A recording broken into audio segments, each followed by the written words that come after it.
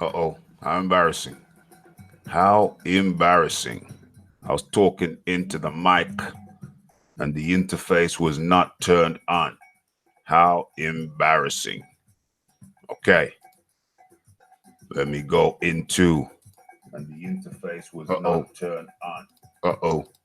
How embarrassing. Okay, let me go into yes. It's the live lunchtime boxing talk with Raphie 6. And we are live. And as you can see, it's a bit weird because I've already got the music playing. I normally come in first without the music.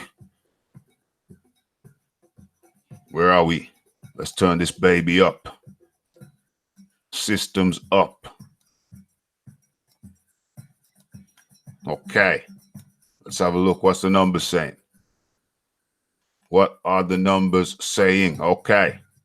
Just had another increase. Let's get into this chat. Pablo Diablo is in the building, as is Tommy Temper.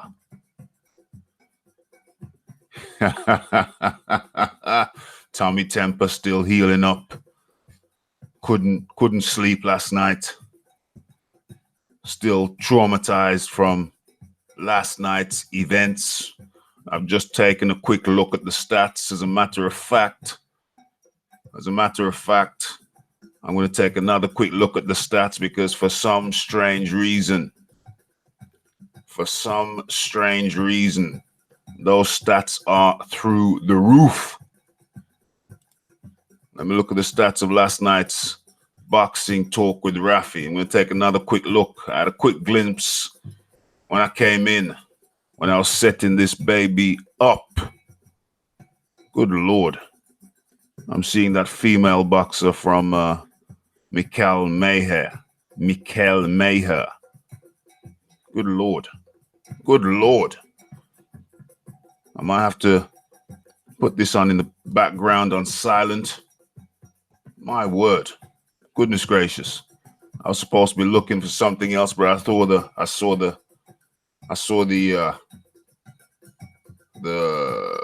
thumbprint, the thumbnail of Mikel Mayher, the female boxer. Come on, speed it up. Let's go double speed.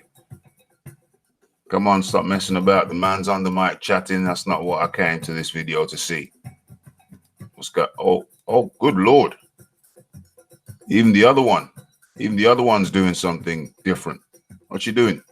She's tattooed. She's wrapped it around herself. What? Goodness gracious. She looks like a little Peruvian girl. Is she Peruvian? I bet she is. Argentinian? I'm not. Good Lord. What is that? What is that? Anyway, as I was saying, oh, she's got the thing wrapped around her. As I was saying, I saw the thumbnail for this Mikel Mayher. And she looks like a swimmer. She looks like a swimmer. I'm not sure about the facial features, but turn around. Go on.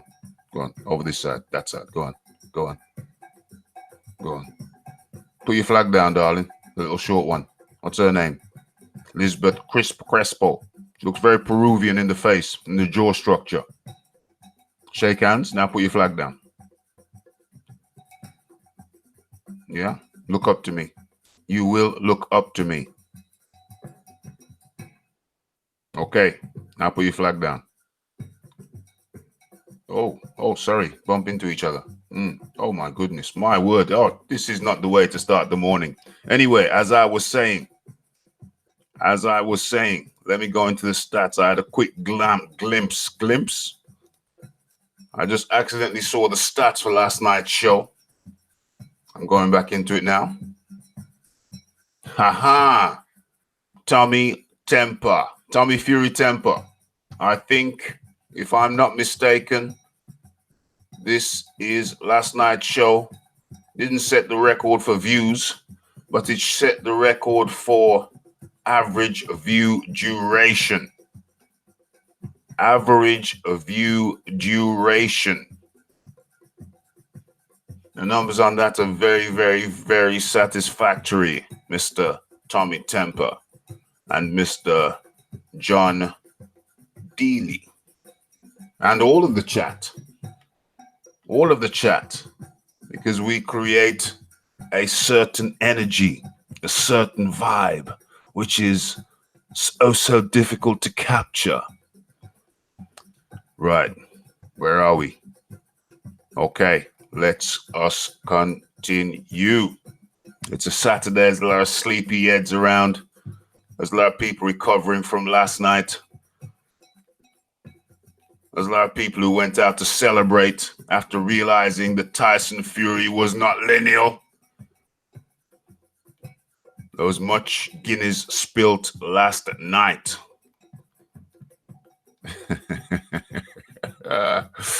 The Ped Maestro, Ped Vetkin. Ped Vetkin is in the building.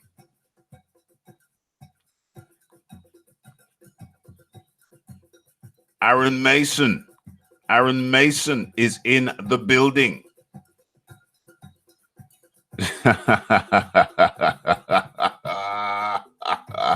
Tommy Temper says, I need to block John Deely. He made me look like a casual. Come on, Tommy. The ref was here to help you. You know, I broke it up multiple times. I said, Tommy, take a breather. I just whispered to Tommy. I said, Tommy, take a breather. I looked at his corner several times, but the red glove militant had the towel in his hand. I could see that, so I knew you were in good hands, Tommy. You're in good hands.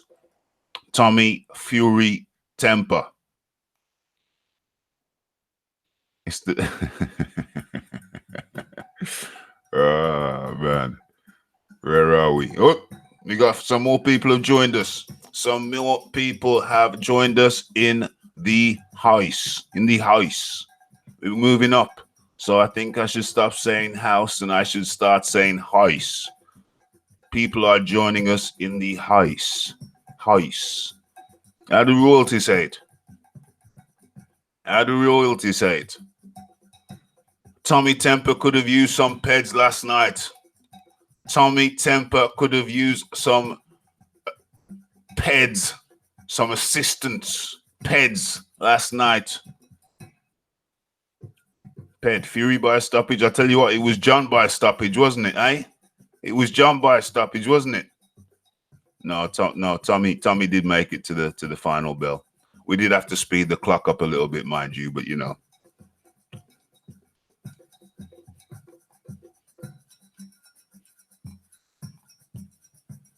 Yes. Donovan Williams in the building.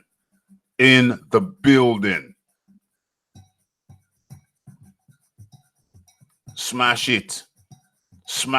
In fact, I better take my own advice. I haven't smashed it yet. Here we go. 3, 2, 1. Temple shot.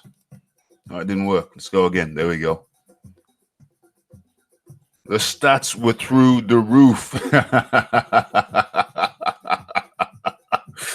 People had tuned in to see the debate.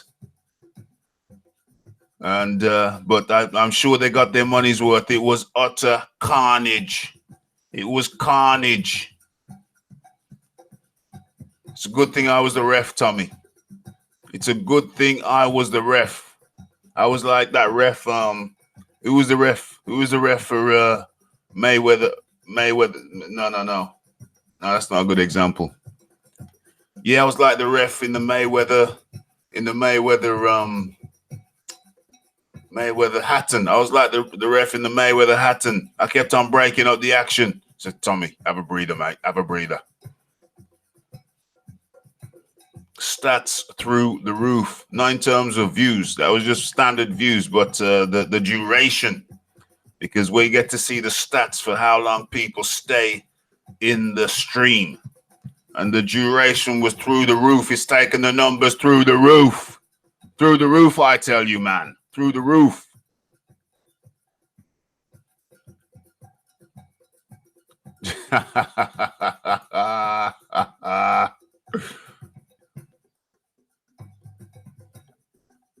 Yeah. It's Saturday. You only get to see my still image. On a Saturday, you only get to see my still image. You never see the Saturday morning Raphie. Because Raphie goes for a tipple, oftentimes goes for a tipple after the Friday show. You never get to see the Saturday morning Raphie.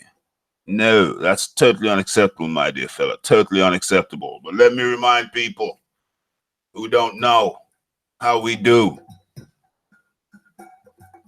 For anyone who's just joined us, for anyone who is not in the chat, how many people you got in the chat? One,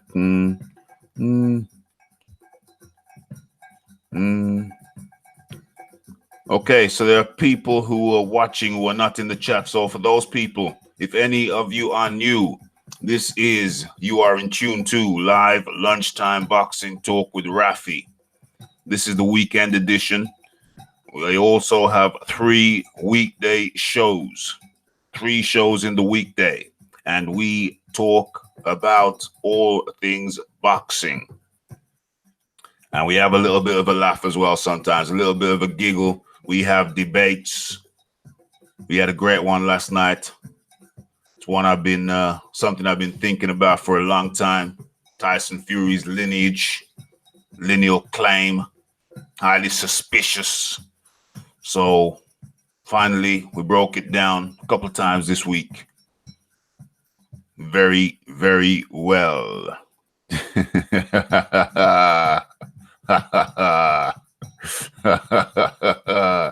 Tommy Temper with the jokes.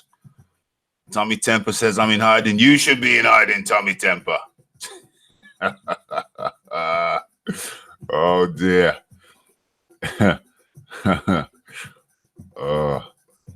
The exhibition fight last night was fixed. Feminine Angry Dwarf is in the building. Yes. I'm not too drunk to contribute today. Good man. You've been up too late. I have certainly been up too late. I was up celebrating on my turf with... Where's your turf, Tommy? Where's your turf? Tommy says he wants a rematch on his turf. Where's your turf, Tommy? Where is your turf? Speak up, man. Shiz Biz is in the building. Speak up, man. He knew his stuff. He knows his stuff. He knew his stuff. Tommy wants to do it at what was that? Tommy wants to do it at Marks and Spencer's. Marks and Sparks says feminine angry dwarf. I see. I get ya.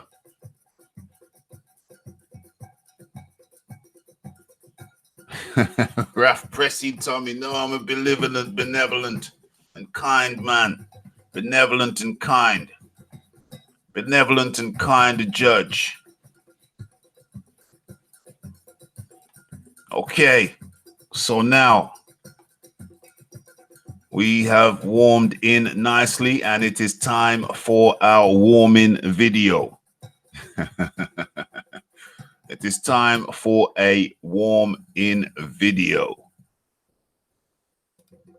Now let's see. Which one are we going with today? Which one are we going with today? I saw an interesting one earlier on. Which was quite fitting. It's quite fitting. Scrolling down, looking for the warming video. Scrolling. Hope I don't miss it. Scrolling. Keep that Moses scrolling. All right. I found it. Okay. Let's use the skills I have acquired over this period of time. Share that.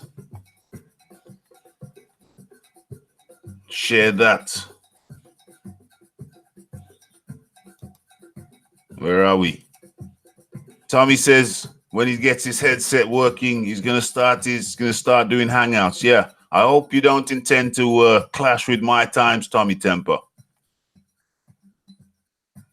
I hope you don't intend to clash with my times.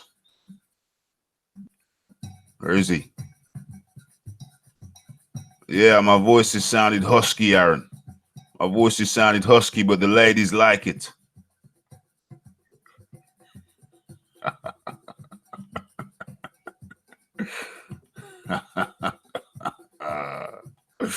Okay. Where are we? Let's get this thing. Application window. Boom. That's the one we're looking for. Share that. Let's get this screen the way we like it. Let's get the volumes all the way up. All the way up. I'm all the way up. Work with me, baby.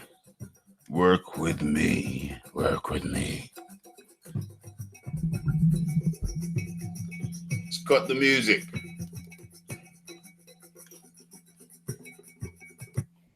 Let's cut the music and start this baby from the beginning. Yes, yes, yes. It's Raphael Dawkins Combat Radio. And today, we're looking at an interview given by Mike Tyson pertaining to Anthony Joshua. Without further ado, let's get into it. Mike Tyson says, I really like him. You know what he is? He's a breath of fresh air. He's really clean. He looks clean. He's a clean guy, a clean fighter, and he's a good puncher. You know, I just wish the best for him.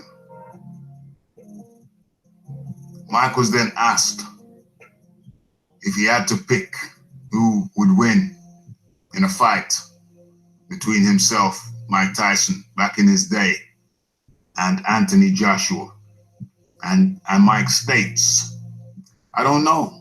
My ego says nobody would beat me. But you look at him and, you know, he just looks like a fighter. You know, he looks like he was born to do what he does, what he's doing. One thing, though, I will say is that he needs more experience. And that will come in life. He said at the moment, we have a nice balance. Or rather, Joshua said, at the moment, we have a nice balance. I'm feeling good. Today's a rest day, but I've got enough energy to go for a nice swim. Driving here today, I said to myself, you know, if I had to fight today, I'd be ready. So I'm feeling comfortable. Those were the words of Joshua. But back to the words of Tyson. Tyson said, Joshua needs more experience, of course, but that will come in time. So, when you look and compare Joshua at 29 years old, Joshua will be fighting his 23rd fight of his professional career. Whereas by this time, Tyson, at the same age, he fought 44 times, which included a break of nearly 5 years. So you see, the heavyweights of years to year, they were more active. They were putting in more time in the ring, more ring time, more fight time. So that is the difference between the boxers of years to year and the boxers of now. So when we look at Mike Tyson's statement, I would have to agree. I would have to say, yes, Mike Tyson has a point. more ring time, more fight time. More fight time is what is needed to get a fighter really seasoned. Really seasoned. But having said that, on the flip side of that, Joshua did make it to the Olympics and got a gold medal. Something which Mike did not do. So we have to factor that into the equation. The amateur ring time. The amateur ring time in itself offers a preliminary type of seasoning which a fighter can take with him into the professional ranks. But even so, Mike's point still has some validity because you do need that professional ring time, that professional fight time.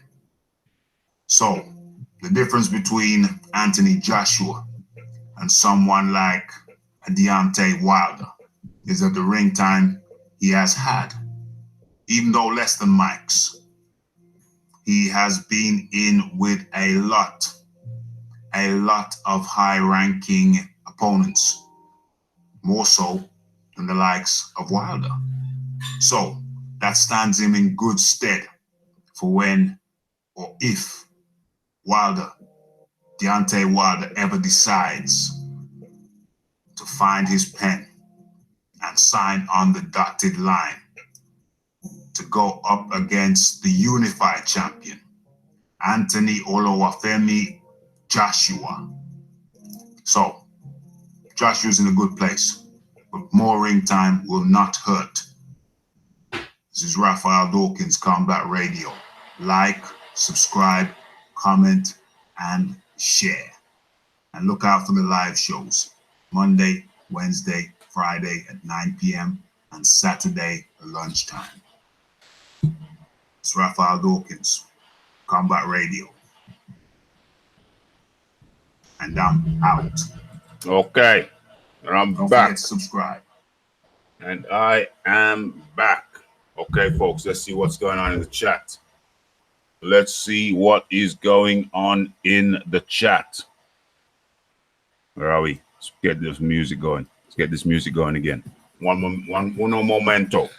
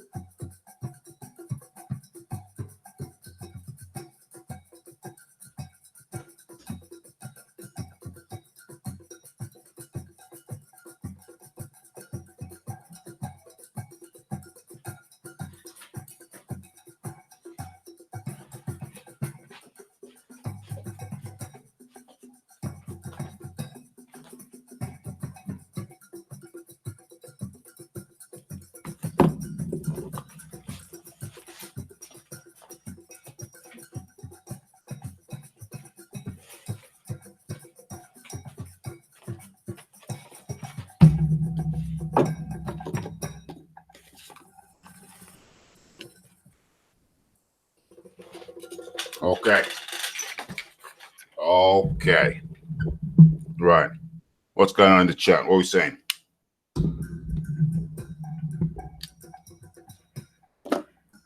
Josh Warrington fight, I would imagine that would be around 9, 10 o'clock. Aaron Mason asks, Ped, who's watching Warrington Galahad? I'll catch it. I'll catch it at some point.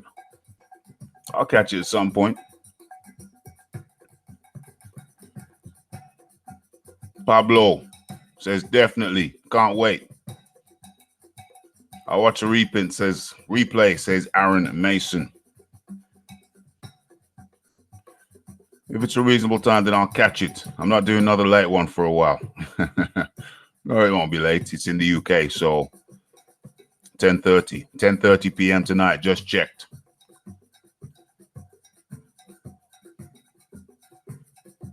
What channel?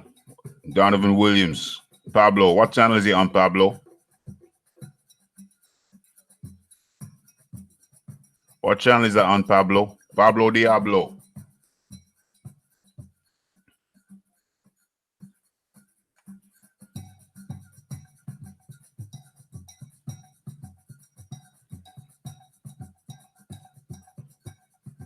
Yeah, Aaron Mason. Good point.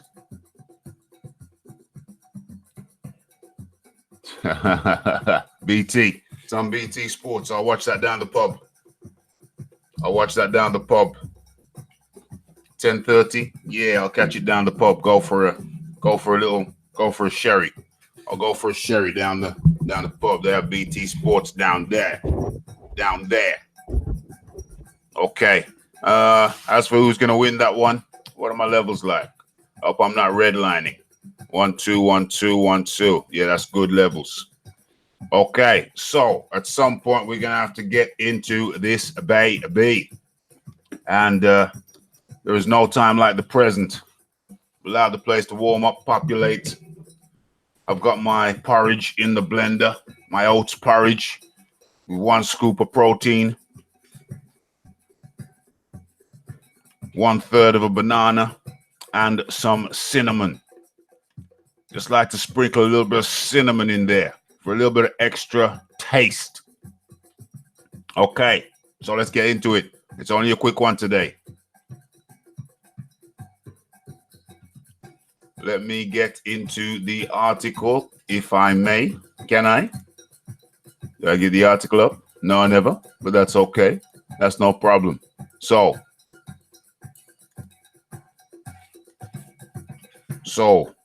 Demetrius Andrade blasts Gennady Golovkin and accuses him of cherry picking. Says Gennady Golovkin is avoiding him. He don't want nothing. He don't want nothing to do with Andrade. Andrade is saying that Gennady Golovkin now he's got the big check. All he's doing is focusing. He's focusing on the big check. He's focusing on the money. Focusing on the pounds and pence. And doesn't want anyone other than Canelo. It's Canelo or cherry.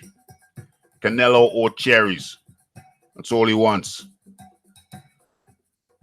That's all he wants. Canelo or cherries. Warrington should be in the ring for 10 p.m. Andrade says it's Canelo or cherries. That's all Golovkin's interested in.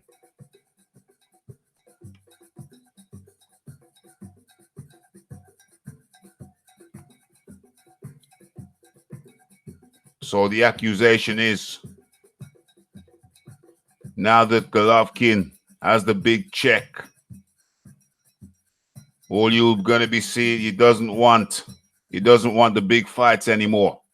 He just wants one big fight, and he wants the rest of the bowl to be filled with cherries.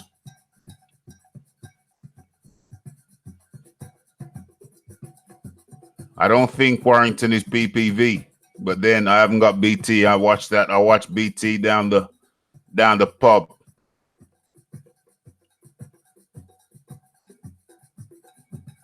I watched BT down the pub. Obviously, the pub's not going to be open at 5 a.m. when Fury's fighting, and I wouldn't stay up that late anyway to watch that fight. I hopefully should be in my bed getting 40 winks. Pablo Diablo, is that fight is not PPV, is it?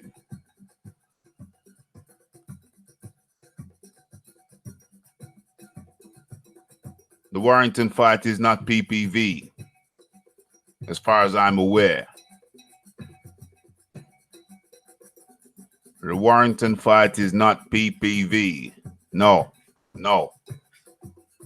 It is not PPV. Smash that like button. People have come into the chat, but the like button has not been smashed for a good 10 minutes. Smash that like button. Thank you.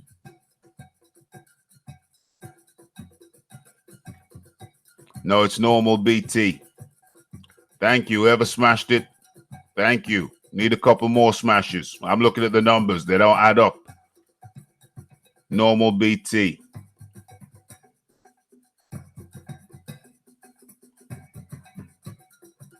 Okay. So, there we have it. Josh Warrington versus Kid Galahad. I've got the chat inspired. Chat's going crazy. The chat's going crazy. The numbers don't add up with the likes, though. Let's remind these people as they come in to smash the like button.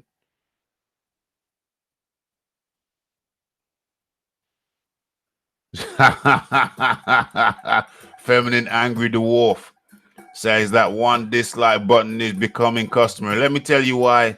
Let me tell you why that's a good sign. Let me tell the chat why that's a good sign. It means certain individual, at least one certain individual, maybe two, they're coming in angry. They're coming in angry. So when you're attracting people who are coming in angry, that's a good sign. That's a very, very good sign. That's, I don't know if it's BTFB. Oh, I should make the announcement now, perhaps. Perhaps now is the time for me to make the announcement regarding BFTB. I was over at BFTB's the other day.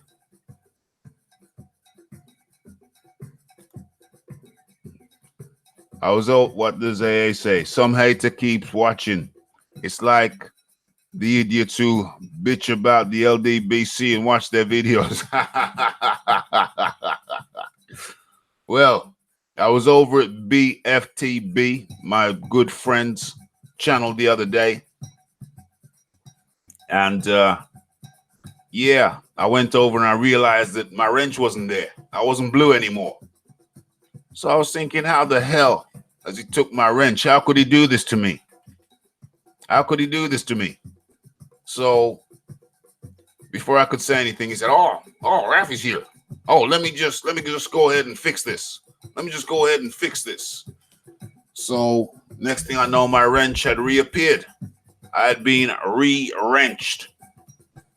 I got a demotion in my absence. I was away for 2 weeks and I was demoted. Most vexing. So look down again. He said, oh, Raphie's here. Let me fix this.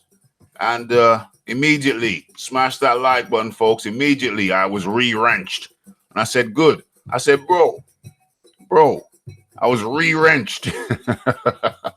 I said, bro, why did you take my wrench?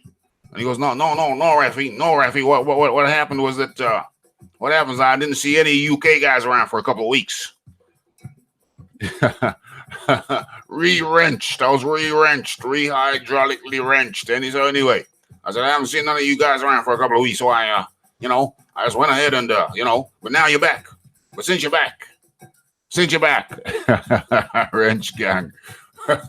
So since you're back, there it is. Fix that for you. Yeah, so we had a little back and forth. This is big news for the channel. We had a little back and forth. You know, Big Boys Boxing was up in the building as per usual. He loves it over there. Loves to chilling over there with BFTB. So, we chopped it up a little bit. And I said to him, let me cut the music for this. Let me cut the music for this momentous occasion. Boom, boom, boom, boom. So I said to BFTB, I said, yo, bro, I would love for you to come. I would love for you to come over and, come over on the channel so we could, have a little chit chat on the channel. And he said, Raphie? Yeah, BFTB announcement. Said, Raphie, I will do that. I will come on your channel.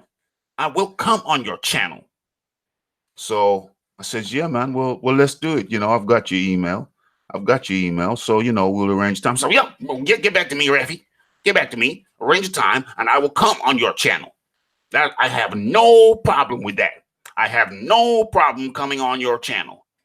So, ladies and gentlemen, you know, please have a moment to silence. Very shortly, we will be. 1 second, crack. Very shortly, we will on the Raphael Dawkins Combat Radio channel on one of our live boxing talk with Raphies. We will be graced by the man himself, BFTB.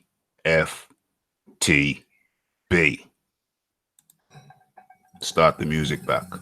Start the music back.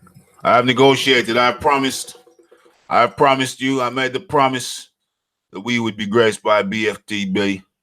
And surely enough, we will be graced by the LDBC number one, LBD, LDLF, LDBC, BG, but whatever. We'll be graced by the LDBC's number one henchman, number one head chopper, number one chopper, head chopper, BFJ Bay. Leighton Evelyn's coming on with the setups. It's coming on with the setups.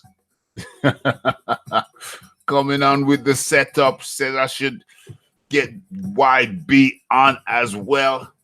Damn. That would be something, wouldn't it? Gang, chop. Billy Big Bollocks in the building.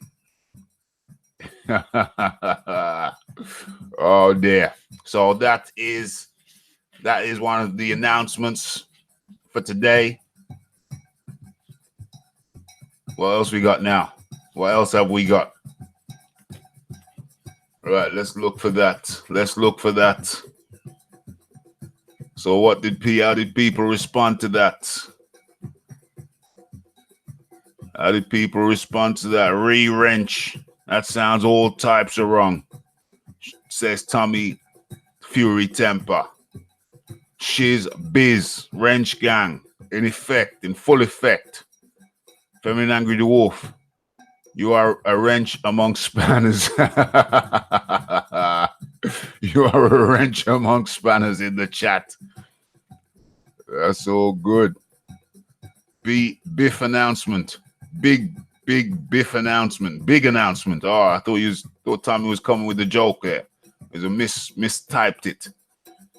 I want second crack, says Tommy Temper. I'm going to try and keep it kind of civilized, you know? That's what I was thinking. Kind of civilized. Would that not be an accomplishment to keep it civilized? I don't know. Which way are we going to go? What's the direction to take? What direction do we take? The infamous, the notorious Quality, says Ped. Gang, chop.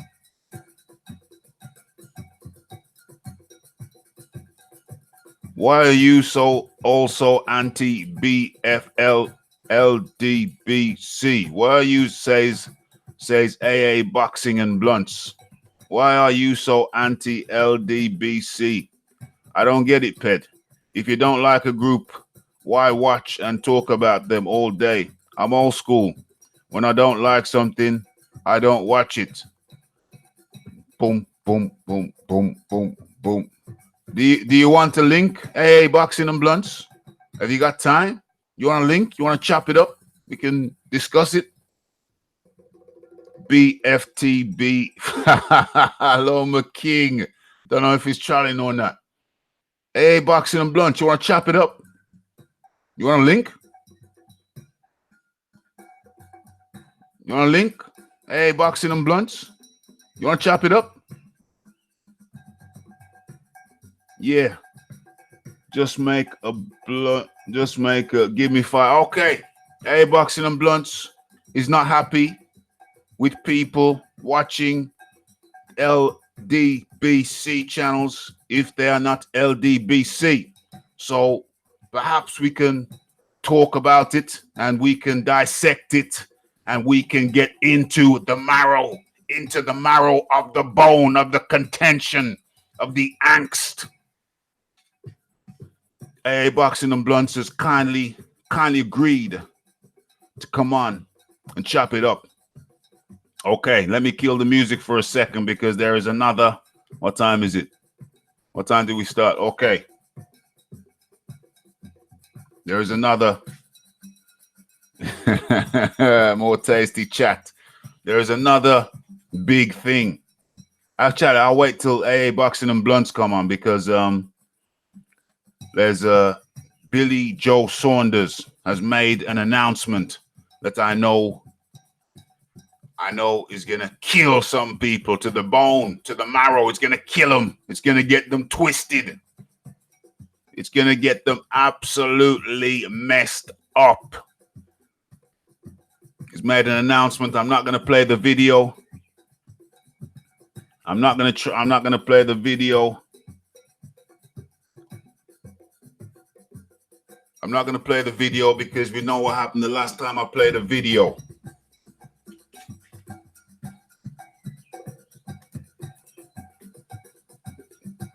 You know what happens when I play a video? Bad things happen. Bad things happen. You get threats.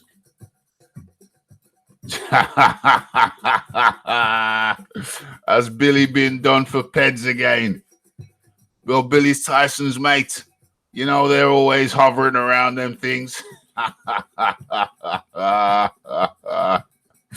Oh, my. And while I'm waiting, Pablo, my daughter is here now, so gonna have to shoot on you guys. Peace out, fam. Yeah, peace out, Pablo Diablo. Pablo Diablo is vacating the area. He's on daddy daycare. Let's go.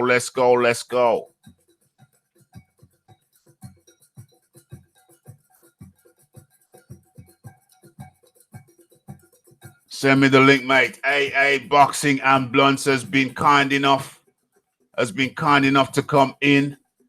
Let me send him the link.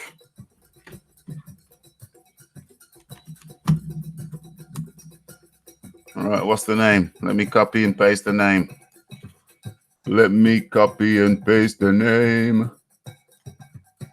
Boom. Copy. Boom.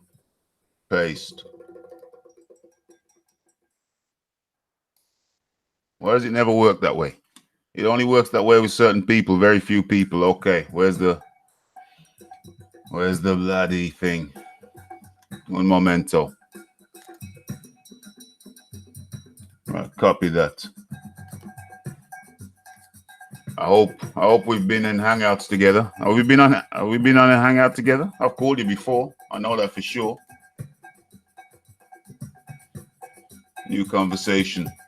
Oh, there you are. Paste. Boom. Awesome.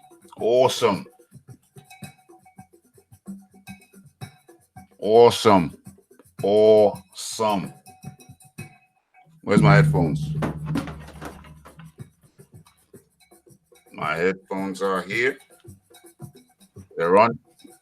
We're in.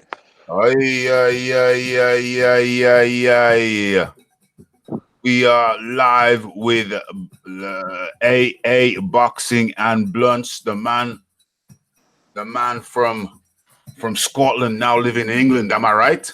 Yep. Right. I live in Leeds.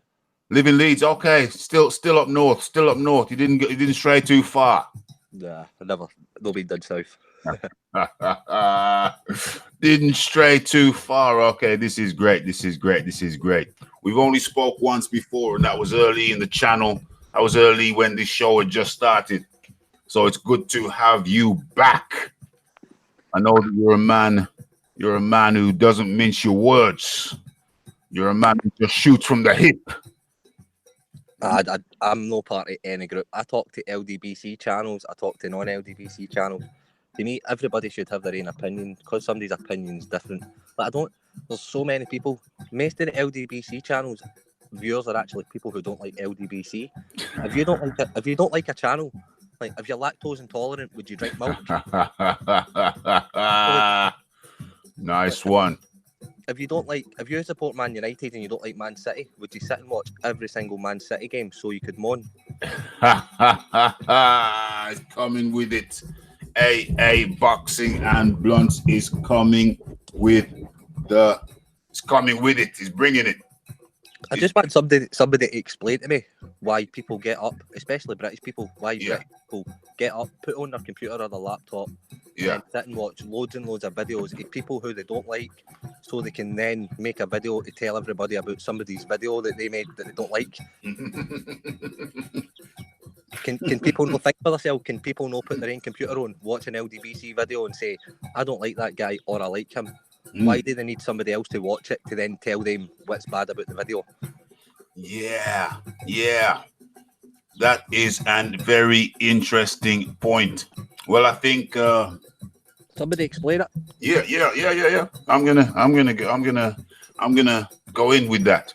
So I think well, first of all, appreciation for AA Boxing and Blunts coming on. I'm going to respond to that question. I'm going to respond to that question. First of all, I just want to shout out any newcomers and say, smash that like button. Dr. Woo Duck in the building. Smash the like button. Much appreciated. Big Raphie, sounds like he's got a petal bearer from Coming to America. Oh, I sound like I've got, Coming to, I know what you're saying, that pedal beater. Yeah, the drums, man. I tell you what, it does something to me. No joke. The rhythm, the drums. It really does something. Yo, AA Boxing and Blunts, have you got a budgie? A budgie? No, I've got about sat outside, it's birds. You hear them? Yeah. I thought you had a little budgie in there. Okay. Can you hear the birds? That's cool. Sounds natural. I like the sounds of nature. Okay, so as you know, I have made 2 videos about my visits to, what's his name? BFTB. Are you aware of that? Hey, Boxing. I've been in his chat as well. He blocked me the first time I went in his chat. He blocked you? He blocked me because I called him Smokey. That's what I call him. I always say, what's up, Smokey? What Smokey? What Smokey? What does that mean? Smokey's he looks like Smoke out of Friday. A lot of these references I just don't get because, believe it or not, I've never seen one of those Friday films. I know they're classics. I've never seen one. I get what you're saying about what's his name, BFTB or whatever he's called. Like he invites people on and he has discussion about. He likes to put his point, but all the other channels like Fanning, the amount of people who sit and watch Fanning and then make videos about what he said and then say, "Oh, this is what's wrong." Don't watch his video if you disagree with everything somebody says. Yeah. Why the fuck would you waste your life making videos about the person? Yeah. Hey, Boxing and Blunts, it's not past the watershed yet, so we kind of don't swear at this kind of hour, if you don't mind. So. Yeah, I've never been to AA. No, what do you say? Fannin. I've never been to Fannon's channel, but BFTB, I have been there on several occasions. Someone told me to go check him out. I went and checked him out. I said, nah. I watched him for about 30 seconds. I said, nah, this is chaos. He was in full flight. He was spazzing out, sweating, swearing. I said, nah, clicked off after about 30 seconds. When I first, the word counteraction does exist. It's a real word.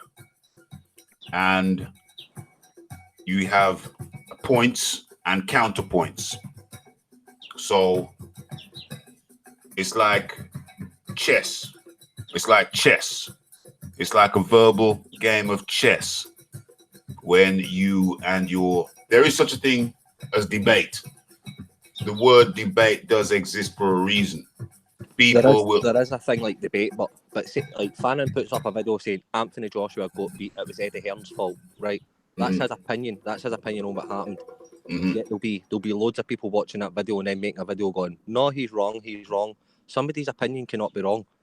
You can disagree with their opinion and you can think their opinion's wide of the mark, but to say somebody's opinion's wrong, if he puts it and says Eddie Hearn made Anthony Joshua lose that fact. Yeah. As soon as you start saying something's a fact, it's different. But when somebody makes an opinionated video, why would somebody watch somebody's opinion on a video, then make a video and say their opinion's wrong, instead of just making a video and saying this is my opinion? Yeah. Well, there is a word. My response to that is there is a word called counteraction. The counteraction does exist. So I think if someone is counteracting, it's like what we're doing now. I'm making a point, you're counteracting it. You're making a point, I'm counteracting. I am showing you're on one side of the fence on this, or you may not be on the other side of the fence. And I'm on the other side of the fence, maybe not. So we are acting and counteracting. I think my position is counteracting a point is or can be perfectly valid. Oh, aye, that's completely different. No, that's somebody having a live chat or somebody making a point and you disagreeing with the point. But when people watch an LDBC video and then make a video saying, oh, this guy talks a lot of shit, or this guy's a cult, or this guy's... I'm white. I'm whiter than a ghost. I'm Scottish. Like, I can go in and talk to LDBC channels. I've got a wrench in Sporting Icons and I've got a wrench in Fan on. Like, I got on with both of them. It doesn't make a difference. The colour of somebody's skin, where they live, makes no difference to me. If you like boxing, you like boxing. I go into LDBC channels and disagree with them. When Fury fought against Wilder, I told them Wilder was going to get beat, that Fury would beat Wilder. None of them blocked me or kicked me, or maybe it's just me. But I see a big divide, and I think, why would you have the boxing community is small? Why would you divide it into between Americans and British, or black or white? Yeah. Well, that's you're taking it a level deeper. I'm just gonna stay in the shallow end for a second before I get deeper. My position is, I've made videos when I first started with the channel. I made videos counteracting what's his name, Barbershop Conversations. Barbershop Conversations. I made a video or two counteracting him. I made a video of his interaction with I made a video of Andre Ward counteracting him. I think the difference is, the difference is if you make a video crying about another man's opinion, maybe that's what you're saying. That's one thing. Yep. But I am all for making videos when I have the time. I mean, I don't really focus on other people's stuff so much anymore. But when I have the time, if I have the time to counteract a man, do a counteraction video, then I see that as perfectly valid, so long as you're making counterpoints, not just complaining about the person's points. Exactly. There's a big difference in that. But you get other channels like Sean Newton. Sean Newton literally gets up in the morning, looks outside his window, sees it's raining, grabs his phone and tweets, "It's raining, I blame Wilder." Like, then he goes for a shit and he's got no toilet roll. Then he blames Al Heyman stole my toilet roll. It's like, the guy's not got a life. Like, if you don't like that, Sean Newton watches people's videos and then he watches a 20-minute video and then he makes a 2-hour video telling you what was wrong in that 20-minute video. It's like, what the fuck? Why would you not just make a video and just say, I don't like the LDBC, but this is what I do like. I like this boxer, I like this boxer, I like this show, I like that show. Why would you spend your full life just... If you don't like something, don't spend your full life trying to tell everybody you don't like it. Everybody make their own opinion up. If you don't like it, watch it yourself. I don't get it. I don't understand it. It's like this boxing librarian. He banned me out his chat because I asked him why when Muller joined Matchroom, what did they not fight AJ or Dillian White for at the time? Why did they fight Dave Allen? And boxing librarian banned me because he says, oh no, because I'm not like the LDBC and I spied on you in LDBC channels, and blocked me. So there's another guy. That guy spends his full day watching videos of people he doesn't like. I don't understand it. Why not just watch something that you fucking like? Sorry for swearing. Just watch boxing. Just if you don't like Wilder, don't watch his fights. Yeah. Boxing library. I like Boxing Librarian. Sorry that you and him don't see eye to eye. I like Boxing Librarian. I enjoy his stuff. I think he has some very interesting insights. I think he's very wise. Amazing knowledge. I think his knowledge is amazing. I sometimes, I just watch him like people. I listen to his video like some people have a cup of coffee, just sit down and put it on my little tablet. I just listen to his knowledge, man. It's fantastic. It's absolutely fantastic. I love it. As for the other side, I don't really share your views on. I think there's a difference between Boxing Librarian and Sean Newton. Boxing Librarian is speaking primarily on the history of boxing. Sean Newton is more, what you say. But I do see a very distinct difference between the two. Although I must confess, I do watch both of those channels. Me personally, myself, my own choice. I'm going to take a look through. Let me take a look through my own list, my own channel list. Well, I primarily talk about boxers. BTFB's there, my debate with BTFB. But you see, that was a debate. And even BFTB himself says he has no problem with me putting up the videos of our debates because I actually go on there. We speak. We have a debate. The debate is recorded on his channel, and I record it for my channel. Yeah, it's Boxing Librarian. I've been trying to have a debate with Boxing Librarian for about a year. And the guy just isn't for it. Because I've got recordings of him telling me that he used to spy on me and other people's channels, and like, get him on your channel one time and I'll put the recordings up. Well, I'm not going to go in on Boxing Librarian because his boxing brain and his actual history of boxing is brilliant. Some of the best I've ever seen. But if you go to his lives, like, you're going to go watch any of his lives, and if you can listen to the first 5 minutes without him mentioning either Al Heyman, the LDBC, or something else, and then starting a big topic, he's going at his way to purposely do it. He's not doing a live to talk about boxing. He's doing a live to purposely talk about Wilder, Heyman, and LDBC. There's a narrative. Like, I hear what you're saying, but you've got a narrative. Yeah, you can turn around and say you've got a narrative that you're anti-LDBC, but they don't say that. They just say, "I'm not anti-LDBC. This is just what they do." Yeah, that's wrong. Like, he's a grown man. Yeah, I'm not gonna slag off Boxing Librarian because I like him. You know what I'm saying? I'm stating facts. Like, that's not an opinion. Yeah, that's fact. Yeah. Well, yeah, but I mean, it's a fact to you. I mean, I don't know. Do you know what I'm saying? So it's a fact to you. I don't know. But I'm not going to slag off Boxing Librarian because I enjoy his show. But what I was saying about my thing is that I look through my channel list, and when I like to have, when I go over to BFTB, it's for a debate. It's for a discussion.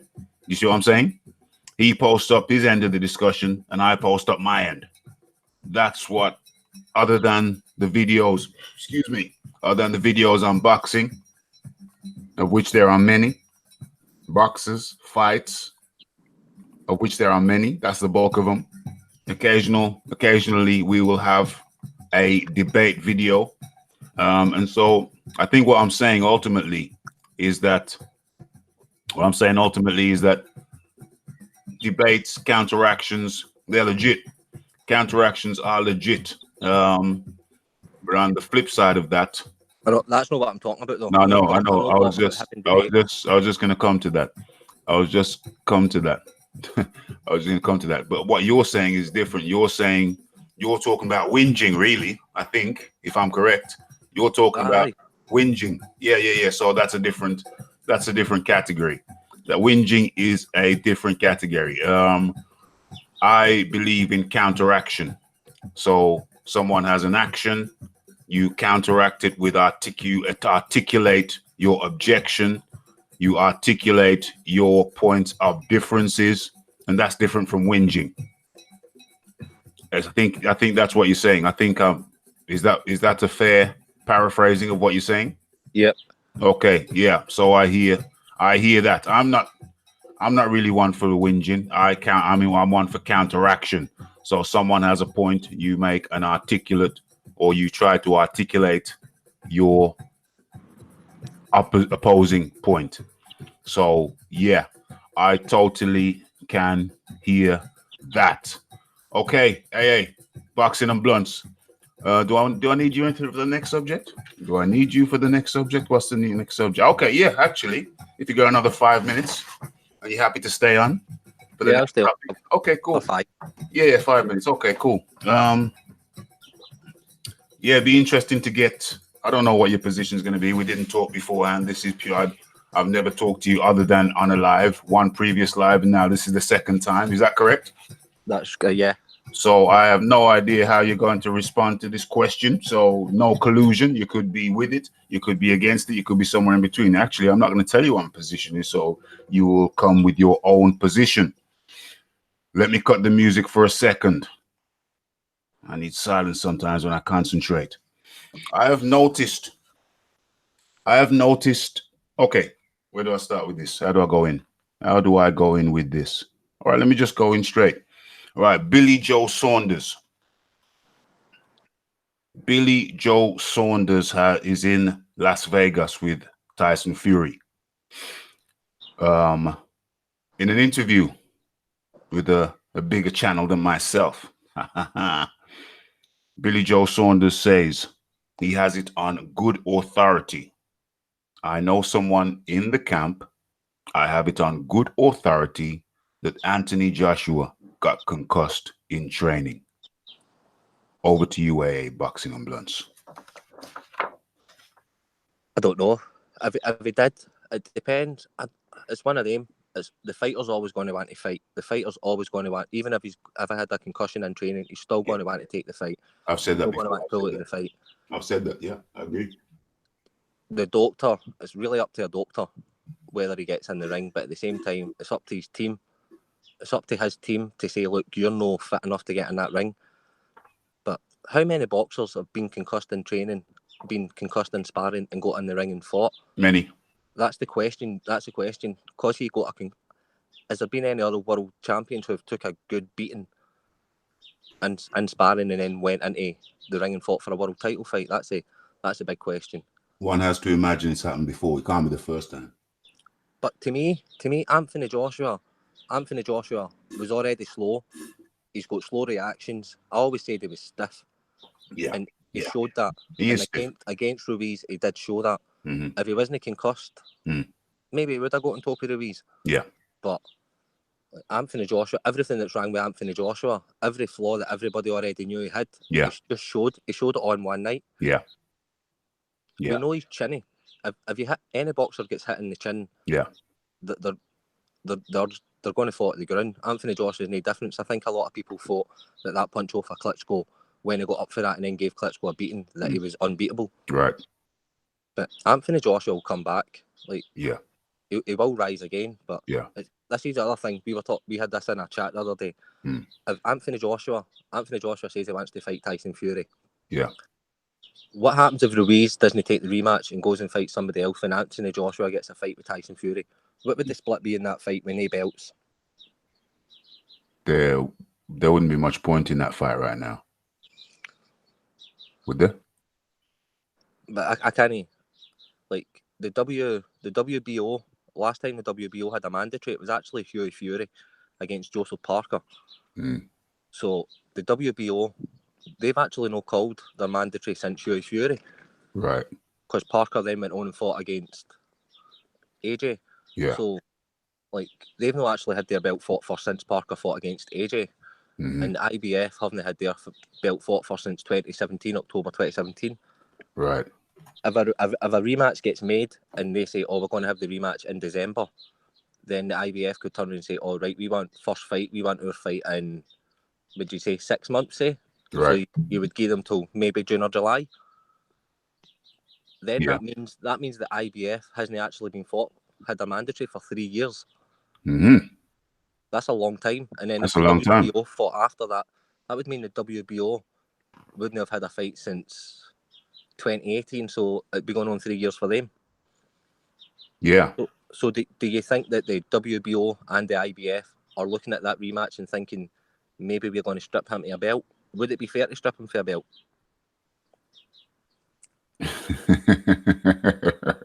No, I'm laughing at something else that I just saw in you. McGregor asking you your boss. Yeah, McGregor, I'll talk to you off air, mate. I'll talk to you off air. So I'm going to remove that comment, but we will have a discussion.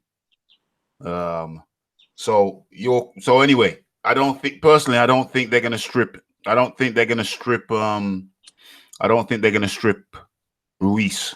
I don't think they're going to strip him. I don't think it makes financial sense, because if Joshua wins the rematch, then they're going to make more money with him than they would make elsewhere.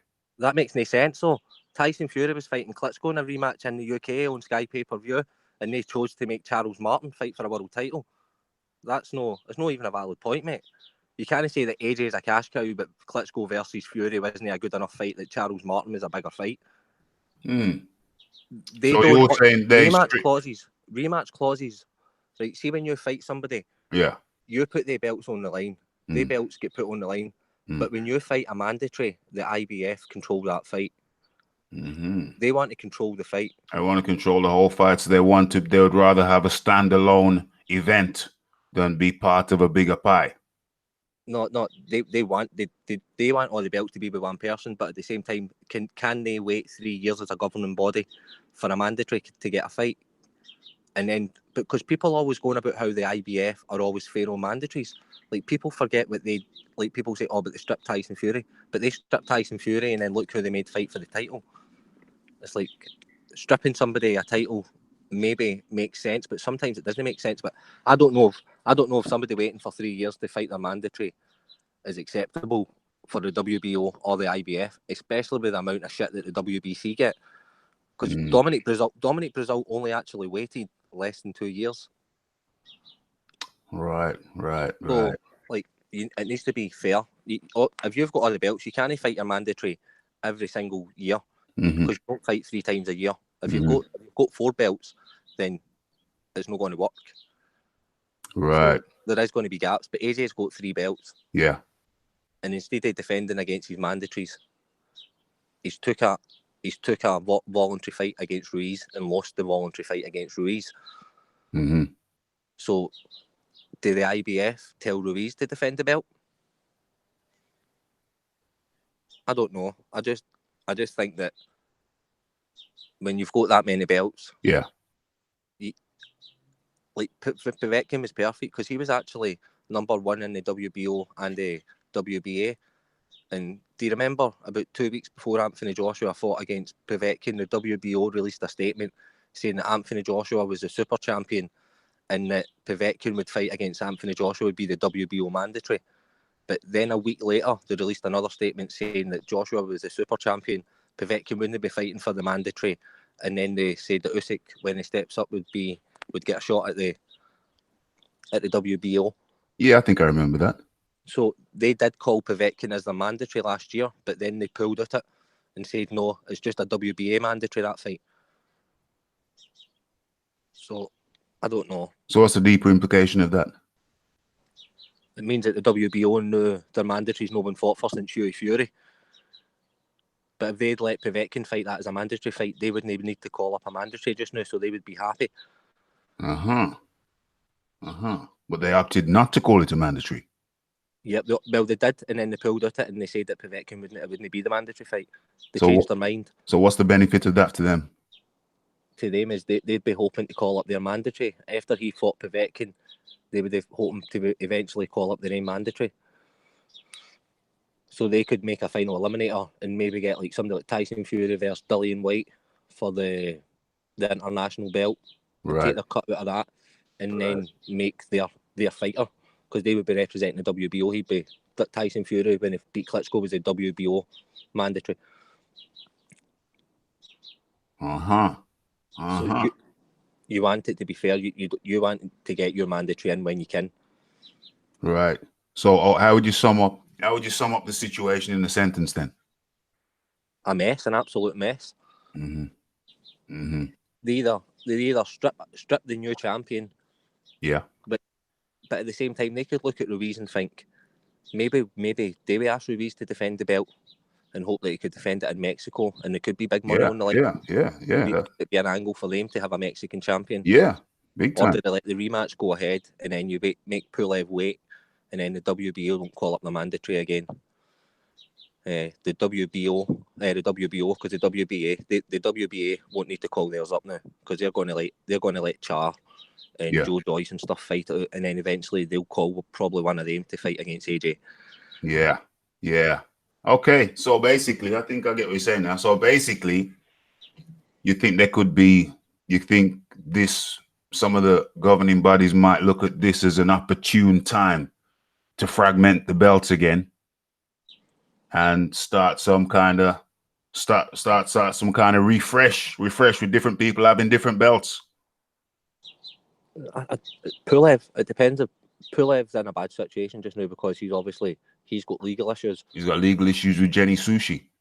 But so Bob Arum won't be pushing for that. But and the WBO don't actually have a mandatory, so the rematch could go ahead. But it means when they decide to call up their mandatories, it means that they've been waiting be like 3 years for the last time a mandatory was fought for, which is a long time for the. Yeah. It means the thing that the IBF had was always that they called up their mandatories and that their belt was their belt.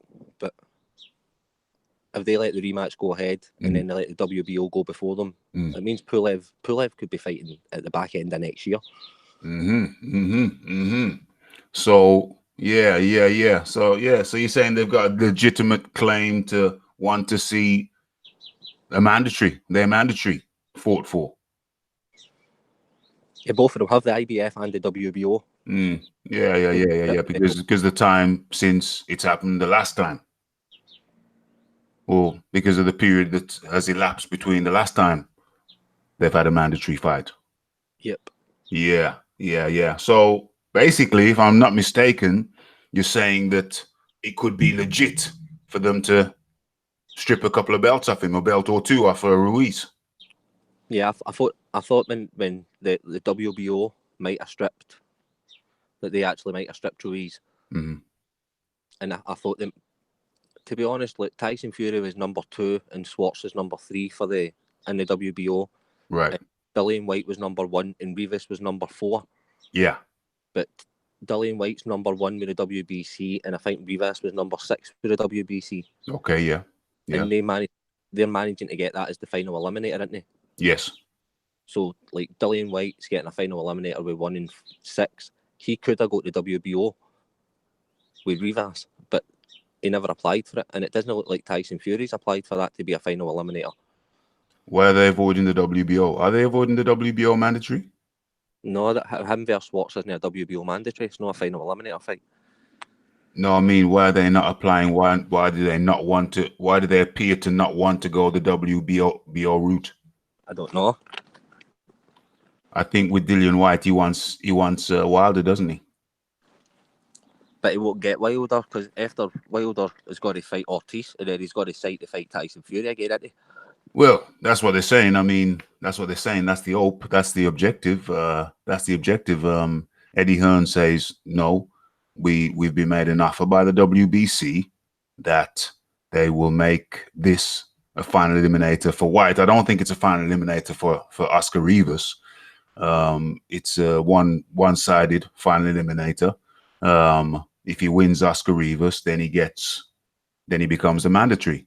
And he gets what do they call it? The interim title, and he holds the interim title. But Hearn is saying, well, yeah, that's all well and good, but we want to be next after Ortiz. So that's Matchroom's objective, to be next after Ortiz.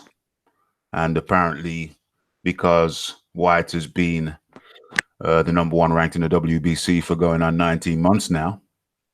Apparently, they feel that they're going to have a strong legal case to take it to court. Yeah. Cheers, mate. Thanks for the talk, mate. But I'm going to have to dash. Okay, mate. It's been good talking to you. Appreciate your time. Right, let's go watch some LDBC videos now. Jump on it, mate. Okay, so that was That was AA Cheers, mate. Boxing. Cheers, mate. Thank you very much. That was AA Boxing and Blunts, who was very kind enough to give us his time. And the first question I asked him was on the topic of Billy Joe Saunders's question or statement last night.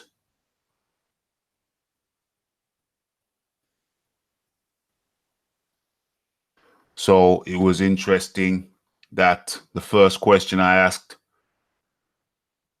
Boxing and Blunts, or first topic rather, that I raised was Billy Joe Saunders says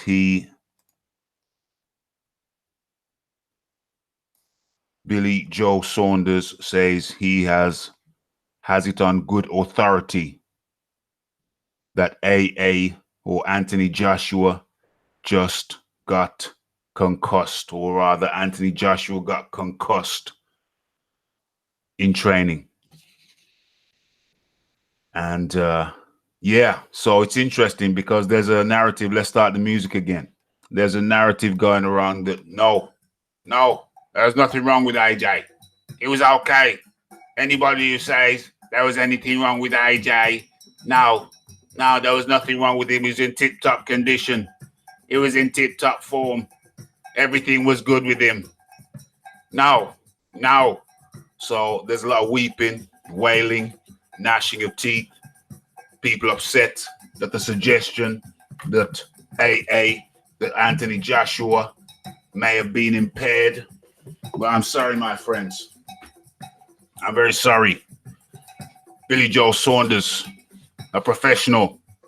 He knows more. He knows more about this boxing game than you or I, has come out and said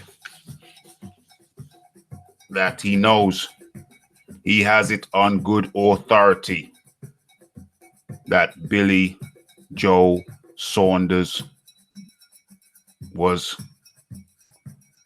Anthony Joshua, was impaired, was concussed in training. He's not an Anthony Joshua man, but he has it on good authority. That is very interesting to those who are shouting, screaming, weeping, wailing. No, there was nothing wrong with Joshua. There was nothing wrong with him. He was okay. He was in tip-top condition. That goes counter. That runs counter to their argument. Okay, so let's go back into the chat and see what's happening.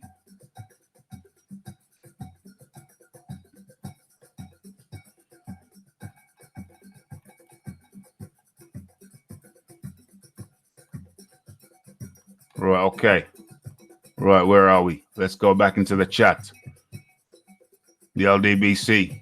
Oh, Tommy Temper says, Feminine Angry Dwarf says, going and debating BF and a couple of others is like a cheap thrill. They talk, and I like to see them getting countered. Yeah, it's quite enjoyable. It's quite enjoyable. You know, I'll say this. BF has said it, and on his channel, I'll say it on my channel. Once you go to war with a man, once you have a man trying to pull out your jugular from your neck, and you're trying to do likewise, and then you both survive, there is a certain, because it happens a couple of times, happens a few times, there is a certain amount of respect, believe it or not, that you develop for that individual once you've gone to war. That's why when you see two boxers who've been slugging it out, at the end of it, they just want to give each other a big hug. Not to say I want to hug a next man, but there is a certain amount of respect that gets cultivated, that grows as a result of that. And I have to confess, in the case of myself and BFTB, there is a certain amount of respect which has grown as a result of our wars. That is the bottom line. That is a reality. It's a cult, in my opinion, say she's biz. Let me turn myself up in the phones. 1 2 1 2 1 2. Let me get him myself. Yeah, I can hear myself. There is a certain amount of respect which comes about as a result of those interactions, no doubt. Aaron Mason, Dr. Wu, Dr. Wu Duck. BFTB doesn't allow you to put your point. That is actually, yeah, that's a good point. That's a good counteraction. Now there's a counteraction because he speaks all over you. Of the times when I've been on, there's only about 50% of the times when I've actually been able to get through that, the talking over business. Yeah. And the censoring minions, oh my gosh, he does have a lot of censoring minions, most definitely. It's ridiculous. Smash that like button, folks. We're doing this for you on a Saturday. AA. Is Fannin a politician? Well, apparently Fannin's supposed to be some kind of lawyer. If you believe that, you believe that. I heard him talking about, it was on somebody else made a video on it. I heard him dissecting how Ruiz could leave and make 50 million if he wanted to. Everything he said was a pile of caca. I'm no lawyer, but I know that everything, I know a little bit about the law. And I know a little bit about a little bit about contracts. And I know that everything that so-called lawyer said about the contract, about the Andy Ruiz contract, was a pile of caca. Utter caca.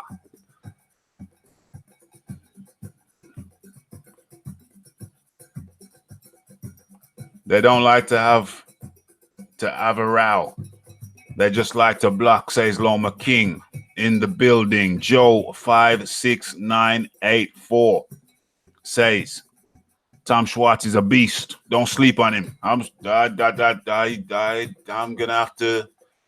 have to disagree with you on that, Joe. I don't think he's a beast, but if he is, I hope you put some money on him, my friend. Billy Big Bollocks in the building. AJ, let's be real. Get back to it.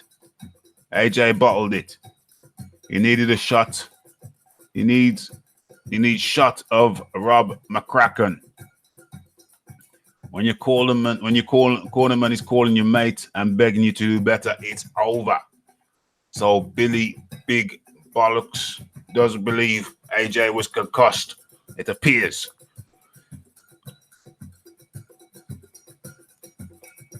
If you're LDBC, you can only support certain fighters. Yeah, that's a big flaw. That's a big flaw. If you belong to an organization, you're only, and they tell you which fighters you're allowed to support and which fighters you're allowed to like, that's a problem.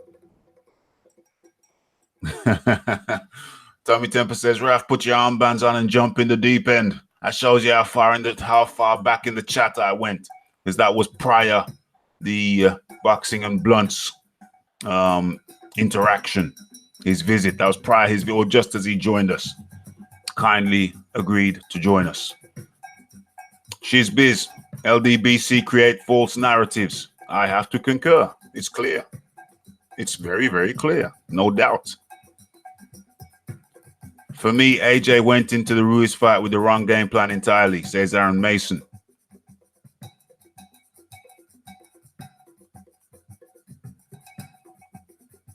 He didn't have a game plan, Aaron. He went out like a complete moron, says Billy Big Bollocks. Oh, dear. Yeah.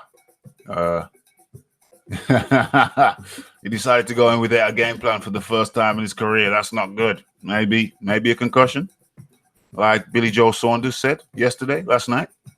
Maybe that. Does that not make more sense? Hey, I don't want to influence anybody. I'm just saying. Just repeating what Billy Joe Saunders said.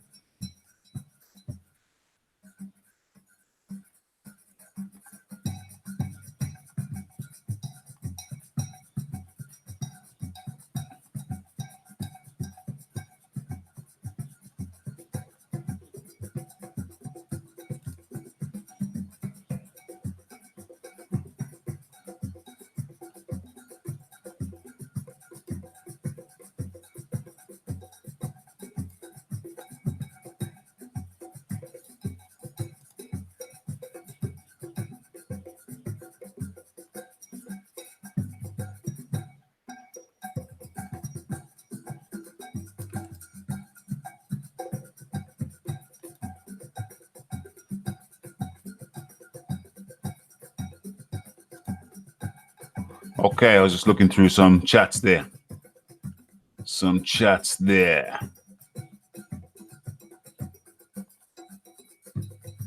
Ruben Guerrero is in the building.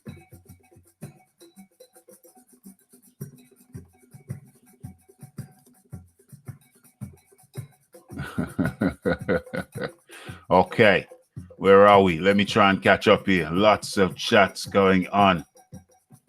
Tyson needs to KO this guy tonight. Billy says Billy Big Bollocks to get a bit of spice. Schwarz is dog doings.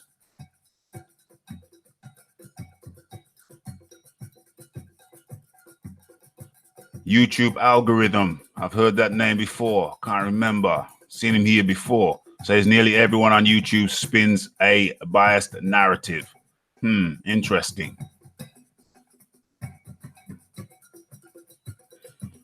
Adam Novak says, Fannin said BFTB was a sniper in the Marines, a sharpshooter. He's a sharpshooter. I think that's where I've seen him before. Wasn't it in that's where I've seen him before. I think it was in Under Siege 2. No, it was in Under Siege 15. If I'm not mistaken. It was in Under Siege 15. Under Siege 15. That's where I've seen him before.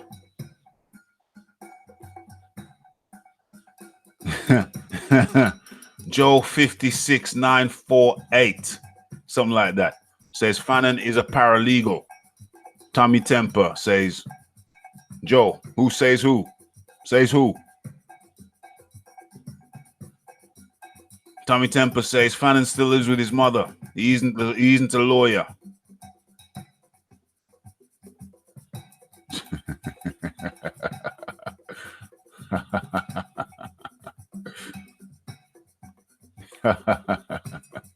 Okay, this is funny.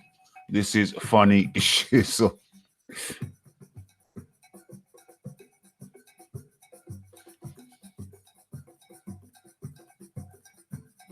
Feminine Angry Dwarf. Something was wrong with him. I don't care what, because the result stands regardless. But he wasn't right. For real. Anyone else think Ruiz is talking too much shizzle, forgetting that he has a fight already lined up? Says Adam Novak. Totally. The man is just running rampant. He's like he's just running rampant. But having said that, I mean, maybe he was always that guy. But who wanted to talk to him before? The press weren't talking to him before. You couldn't get an interview. He had like about 200 people on Facebook. He had about 150 people on Instagram. I checked his Instagram before the fight, and he was like, he hadn't posted on Instagram on his account for like about a year. He had a debate about somebody who called him fat. He had a debate with somebody who called him fat, and he hadn't been on for like a year to 18 months. And he had about 150 followers. This is Andy Ruiz, the unified heavyweight champ we're talking about. And now he's champ. It's a different scene. Everything done change. Everybody wants to talk to him. So he's talking more because they're calling him more. They want to talk to him now, so the man's talking. And of course, the more he talks, he comes out with some interesting comments. I don't want to say silly. I'll just say interesting. I want $50 million for this next fight. He's becoming, the way he's talking, it's a bit like Wilder.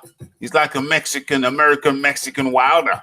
He's like, I think this fight, for this next fight, I think I want $50 million. $50 million, I think, is fair. That's how much I want it.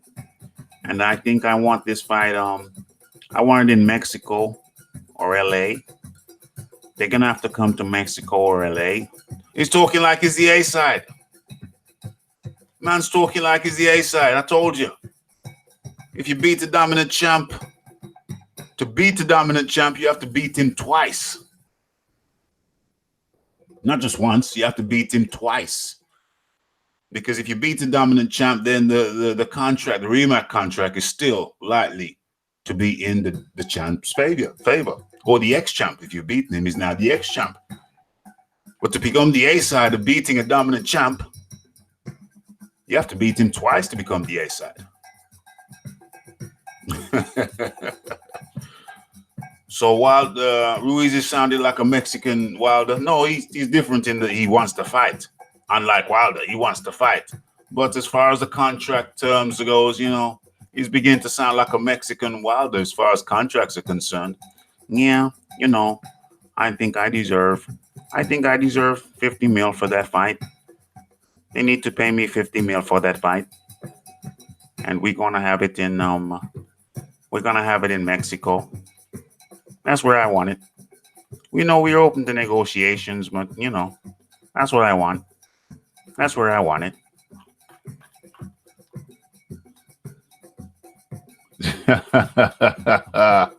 Who's is getting told what to say, says feminine angry dwarf.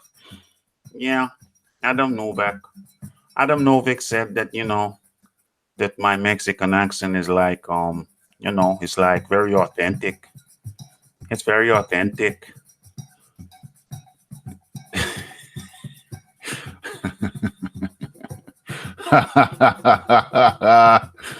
It's authentic, mate. Let me read a comment in that Mexican accent. I'm going to read Billy Bollocks' comment in Ruiz's mother tongue.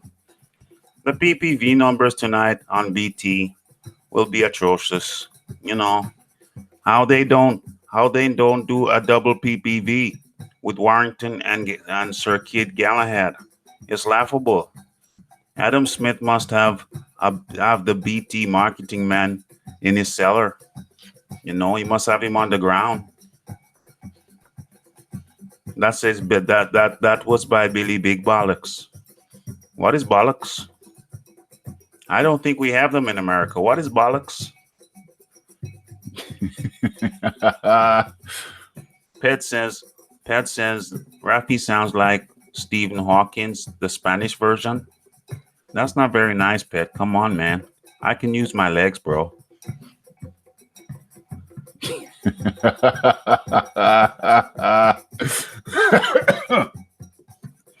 For those people who saying I'm hearing an Irish accent, Tommy Temper says he's hearing an Irish accent when I talk Mexican, but that's because everybody knows Tommy Temper is biased towards the Irish people. You sound like Speedy Gonzalez, Sr. Some people like Nepal boxer, Box Excelanto, is saying or trying to allege that Al Heyman is in my ear. But listen, I'm my own man. I make my own decisions. Hold on a second. Yeah, I'm my own man. I make my own decisions. You'll do fucking nothing, Tommy. You'll do fucking nothing.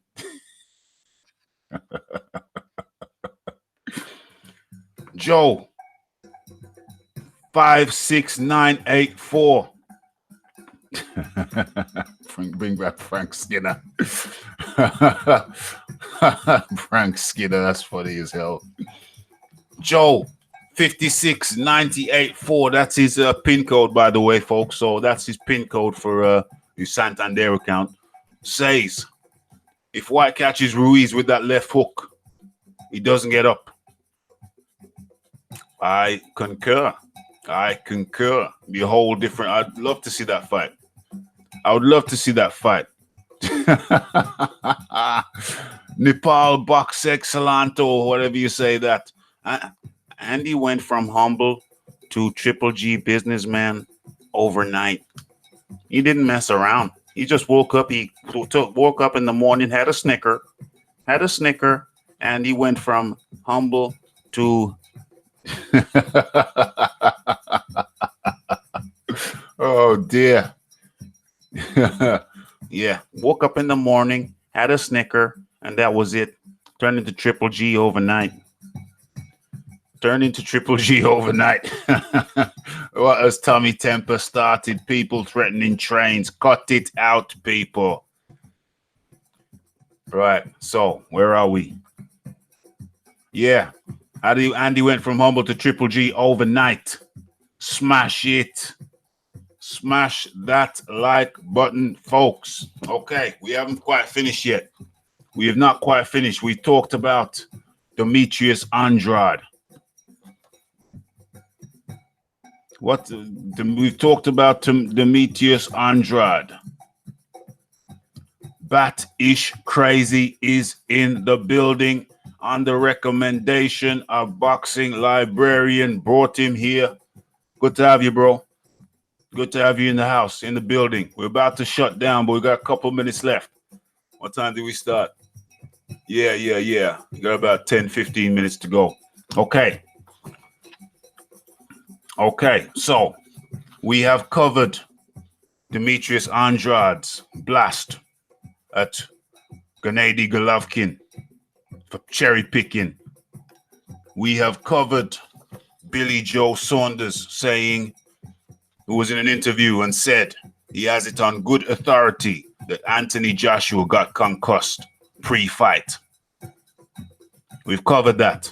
Sore subject for some people who like to scream, no, Anthony was 100%.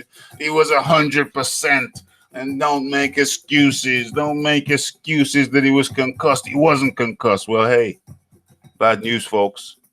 Somebody closer to Joshua than you or I, far closer, said that he has it on good authority that the man was concussed. Now pick the nuts out of them Snickers, my friend. Oh dear. Nepal Box Excelanos. Snickers and eggs for breakfast instead of bacon, man. Who needs the bacon? Just put the Snicker on the eggs. What's wrong with you, man? Tommy Temper, he needs to contact. He's asking for a doctor's note. Tommy Temper requires AJ to send him a doctor's note. I will pass your details, contact details onto Eddie Hearn. He'll get in touch with Joshua, and Joshua will furnish you with all the details you need, Tommy Temper. Bat-ish crazy. Hello. Snickers, chips, and beans. I spoke to my doctor, and he said that nutritionally it's better than a bowl of cornflakes. You know? No, YouTube algorithm, you are not blocked, for goodness sakes. There we go. Thank you. Can everybody please calm down? Everybody please calm down. So, when's the next time you're in Eddie's office? That's confidential information, Tommy. You're asking too many questions today, lad.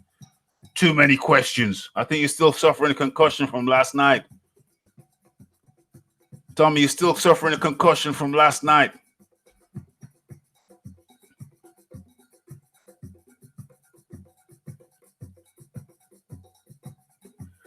Billy Big Bollock says, I will do this in my Andy Ruiz voice. Billy Big Bollock say, great job, man. We'll try and tune in when I can. All good boys on this page. Peace out, man. Peace out, Billy Big Bollocks, man. I still don't know what bollocks means, but I'm sure it's an interesting thing. I appreciate you, Billy. Did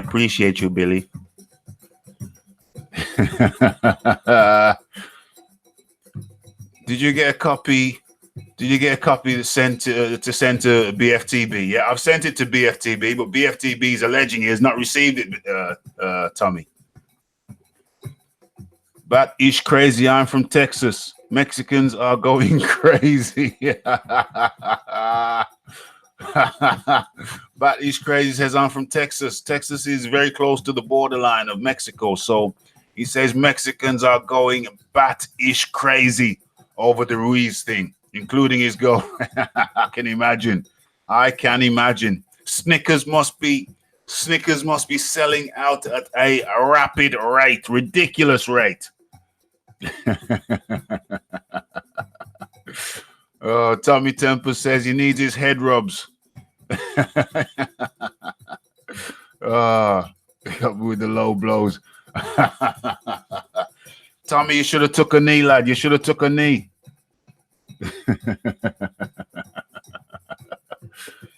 Bollocks is what?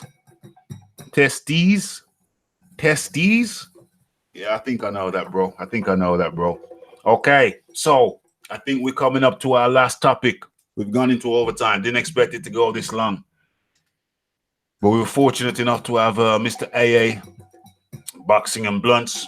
There is another side to his story as told by another party. BL is a supporter of this channel, and I am a supporter of Boxing Librarians channel. So I have to side, as I said with AA, I have to side with BL. I didn't know he was going to go into some kind of personal thing that he has. That's not what we're about. Don't hear any personal stuff like that. But I appreciate him coming on and sharing his thoughts on other matters. Right. But as far as Boxing Librarian is concerned, we support him. Great channel. Right. And vice versa. Okay. So the last topic, I think, it's Saturday. People have things to do. The last topic. Snickers. The last topic is, I don't even know if I'm going to go into this because we're not going to do it justice. Okay, maybe this is a part one. We're just going to skim it. And maybe on Monday we can go deeper into it. Yeah, that's the plan. So this is the last thing now. The last topic. Right, where are we? Maybe I should share. Maybe I should not be so selfish and share. Application window. Boom. Share. Boom. Okay. So I've seen little murmurs on this, but I've never really looked into it properly. It's just something which I've just kind of haven't really paid attention to. I thought it was rumors. I thought it was nonsense rumors. I thought it was idle chat. But came to my attention late last night that this might actually be a real thing. Might be a serious thing. So, as you know, on Live Boxing Talk with Raphie, we like to touch on all areas boxing. All areas. So, UFC parent company Endeavor in talks to acquire Premier Boxing champions. That's a picture of Dana White. We are almost 2 years removed from the UFC President Dana White announcing his intentions to go into the boxing business. So far, nothing has really happened. Nothing materialized. But that could change in a major way.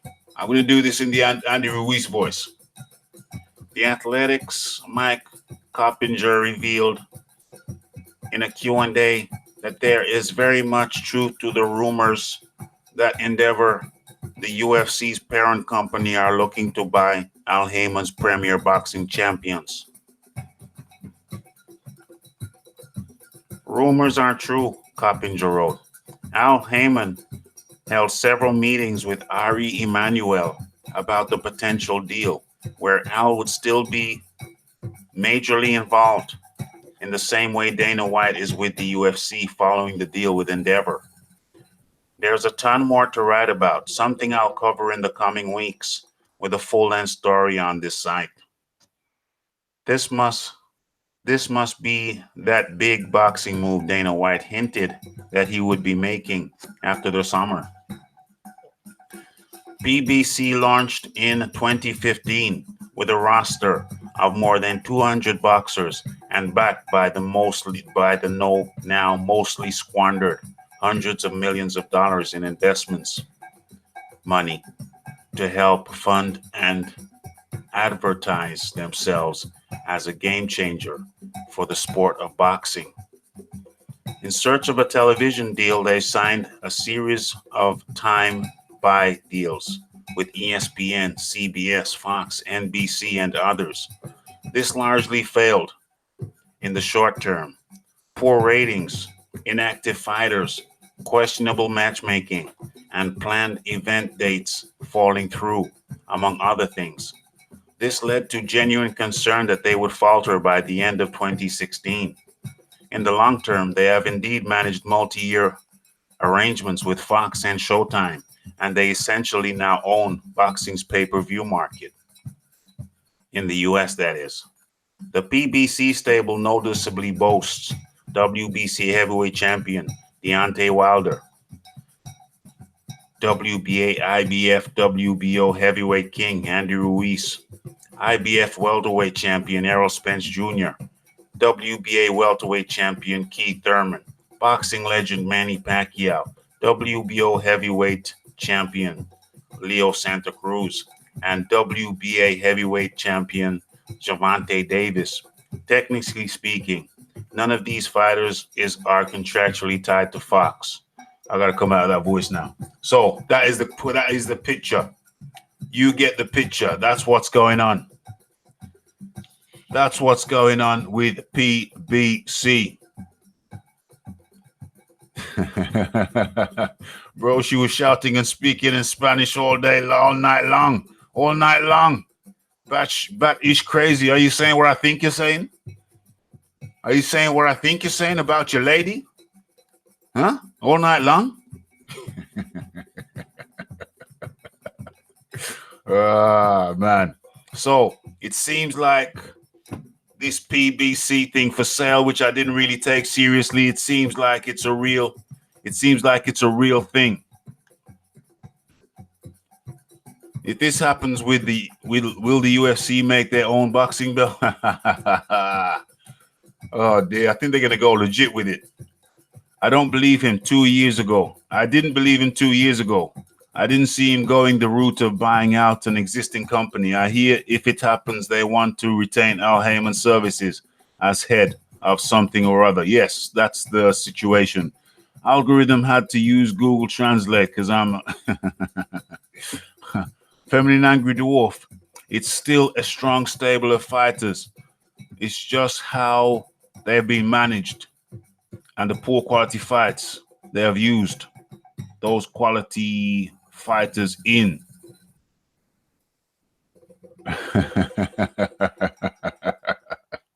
Yeah, so guys, what is this? Why does this happen? How can I stop sharing? Okay, that makes sense. So the PBC thing is real. It really appears to be for sale. A lot of money was squandered initially.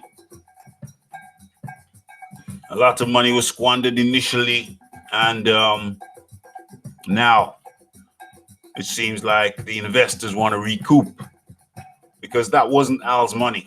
That was investors' money. And now they see that the PBC has a number of champions, Premier Boxing champions. It'd be interesting if Dan's brought out PBC. Wouldn't that be a thought? If Dan's brought PBC? Imagine that. Imagine how that would change the landscape. That's the logical move. Or if Dan's kind of came in as a Trojan horse. If Dan's came in behind they had a front company. Or they paid another established company and say, hey, listen, we're going to go 50-50 on this with you. Actually, 51-49, we'll be the major shareholders, but you're going to be fronting it. So Dance can't buy PBC out. Monopoly thing. No, but they can become a shareholder. They can become a shareholder with another company. Potentially. So imagine. That would be a massive change to the landscape. It would be 2-horse race over there. Imagine if they went partnership with some other company, but they kept their involvement silent. They kept their involvement silent. They didn't mention it. They said, "Okay, we're a silent partner." company goes in, buys PBC, tell Al Heyman his place is secure. Then Al Heyman gets summoned to a meeting on Monday. Walks in, and who's sitting in his chair? Who's sitting in his chair? None other than Eduardo Monsignor Hearn. And there's a big sign. He's had his big mural made up behind his big desk. He's had his big mural made up behind his throne. And it says, Earn with Hearn. Imagine that. Outrageous, preposterous, hilarious, madness, utter madness, I tell you. Utter madness. Smash that like button, folks. Okay, folks, I've covered all the subjects on my topic list. Oh my gosh. Do I even stay and chat about this one? Okay, let's do 5 minutes more. Stick with me for 5 minutes more. Let's talk about Fury's antics. Fury v. Schwarz. Let's talk about his antics, not the night before, not Friday night's antics. Let's talk about his Saturday night antics.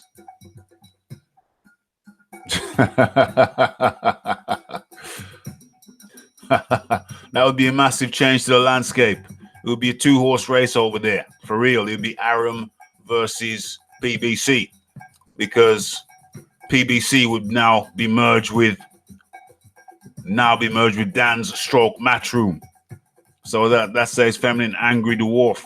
Tommy Temper, I'll get you. Tommy Temper. Hail, all hail King Wilder. No, we'd have to dethrone that king. Quick. Get him the hell up on out of here. Get him the hell on up out of here. Feminine Angry Dwarf. If that happened, I'd watch even more LDBC videos. Oh my gosh. Just imagine the LDBC videos after Eddie Hearn emerges as a leading shareholder and John Skipper emerged. They will walk out of the building saying, we have now acquired major shares in PBC, and we expect PBC to be working closely with DAZN and Matchroom. We're now going to be merged. We're now merging, and we're going to be one big happy family.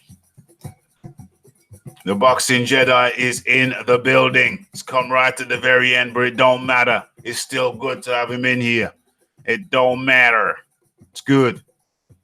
Feminine Angry Dwarf. Yeah. Joe 56.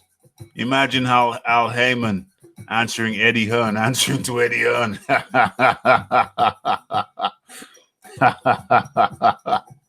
Oh dear. Yeah. I tell what was madness. Your gloves were loaded last night. Loaded gloves. Tommy Temper, I checked the gloves, mate. I checked the gloves. It was all good. Yes, Boxing Jedi. Okay. And the last topic is we're talking about, I'm looking at the psychological aspects, Tyson Fury's psychological game. Because we all saw him come out on Friday night acting as if he was shall we say, can we say effeminate? We saw him on Friday night with Tom Schwarz at the pre-fight press thing, acting all, can we say feminine? Very feminine. Very.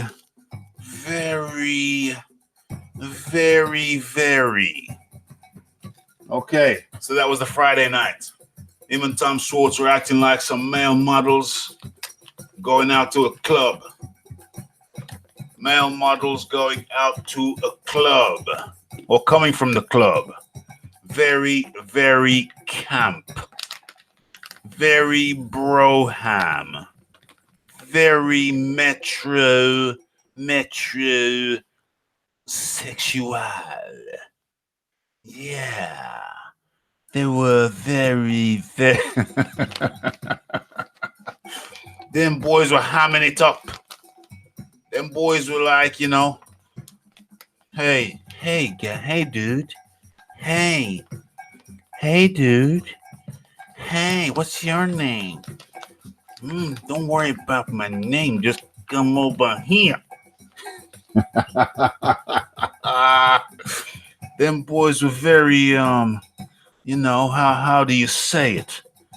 How do you say it without saying it? It's difficult to say it without saying it. But yeah, they were like that. That was Friday night.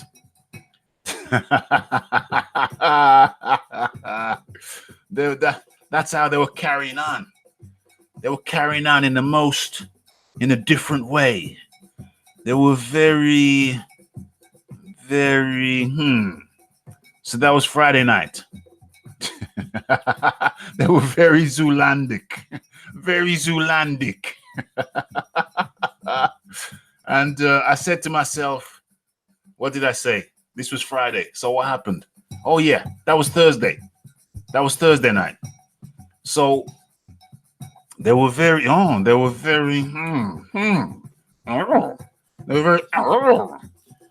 So that was Thursday night. I was talking to my friend Boxing Block Center on his channel. Did a few videos yesterday, Friday morning. And he was talking about this stuff. We were talking about this stuff. And I thought to myself, I said to him, you know, the thing with Fury, right, in that what I saw there was him almost acting in a way. Joe 56 says Fury was channeling his inner Elton John. And I said to myself, I said to Boxing Block, I said, you know, what Fury did there was he put himself in a position, in a mental place whereby he's going into a stressful situation, feeling no stress. Because just by acting in a certain way, it can trigger your mind to feel the same way you're acting. So I saw it as a very intelligent move by a very experienced fighter, just coming in all happy-dovey, dancing, literally dancing across the weight. Ruben Guerrero says extreme weight loss has increased his estrogen levels to dangerous levels. So I said to him, you know, this is an excellent strategy. This is an excellent strategy, a brilliant way to influence his own mind. Just come on stage, waltz on stage, do a soft shoe shuffle, smash that like button, folks. Do a soft shoe shuffle across the stage. What a brilliant way to influence your own mind to feel the way you want it to feel. Crackle.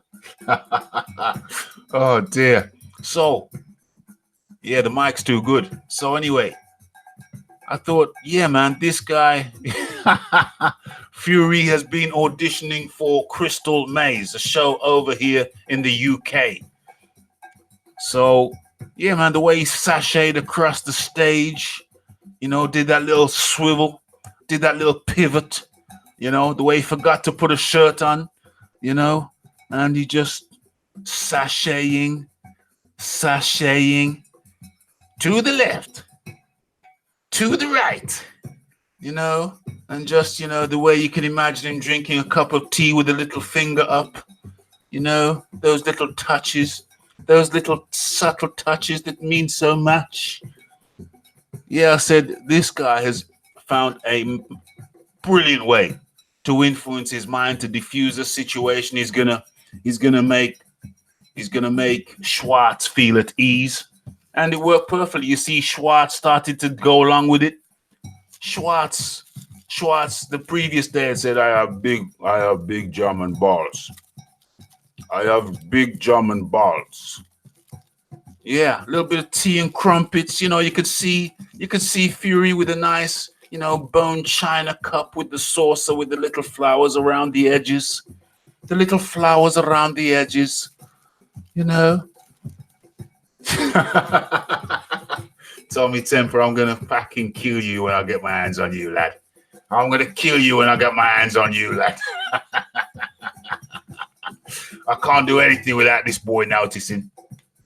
All right, so yeah, I could see him with his bone china. I could see him with his bone china and with his little pinky finger up, with the raised pinky finger, and his little crumpet on the side.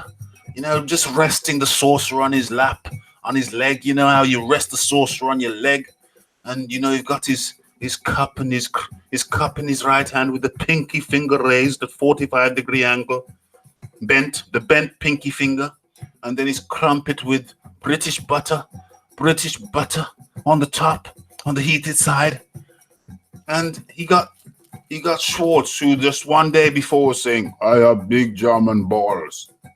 I have big German balls." He got Schwarz dancing. Germans don't dance. Germans don't dance. The only dance German do is the traditional dance, and that originates from Austria. With the braces and the short leather pants.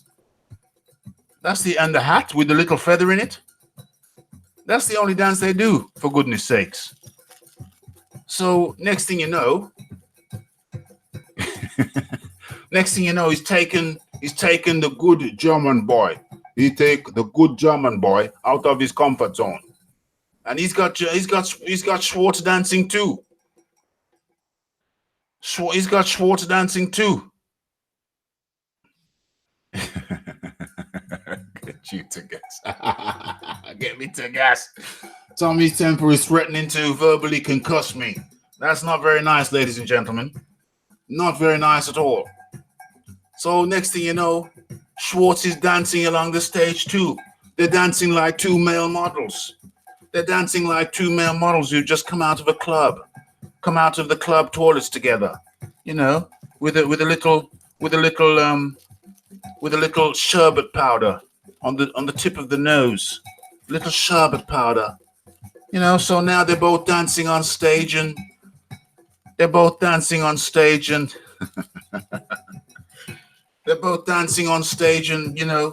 Tyson Fury just sidles up behind Schwarz.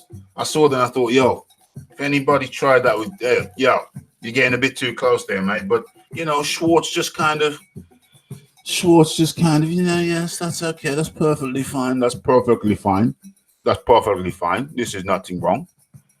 This is nothing wrong.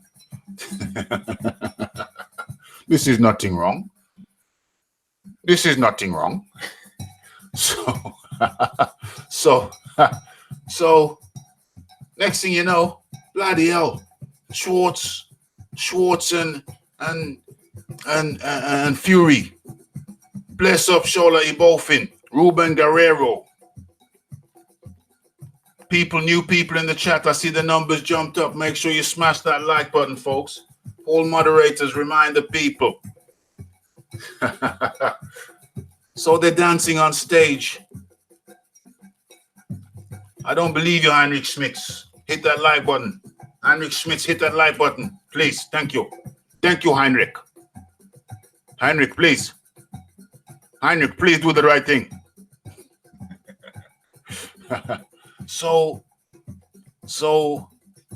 thank you, Heinrich. I appreciate you coming and I appreciate your vote. I appreciate it. Thank you. Everybody else, like the German accent. If you like the German accent, smash that like button now. Smash the like button now if you like the German accent. Yes. Yeah. Thank you. Thank you. So, they're dancing on stage, Dancing on stage, making the hips wiggle. Wiggling the hips. Wiggling the hips. Wiggle. Wiggle in the hips. Wiggle. Wunderbar. Thank you. I would appreciate one more vote. Get to the.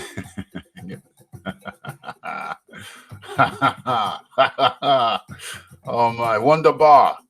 One more vote, please. I would appreciate. One more vote, please. No, my friend. No. If it's on Nigerian, it's like this. What you mean? What you talk about?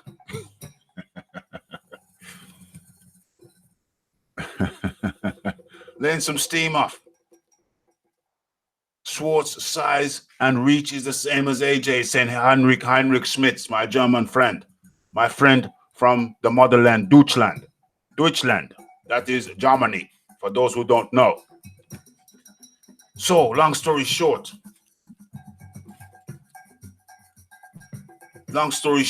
Tyson Fury, I almost lost my train of thought.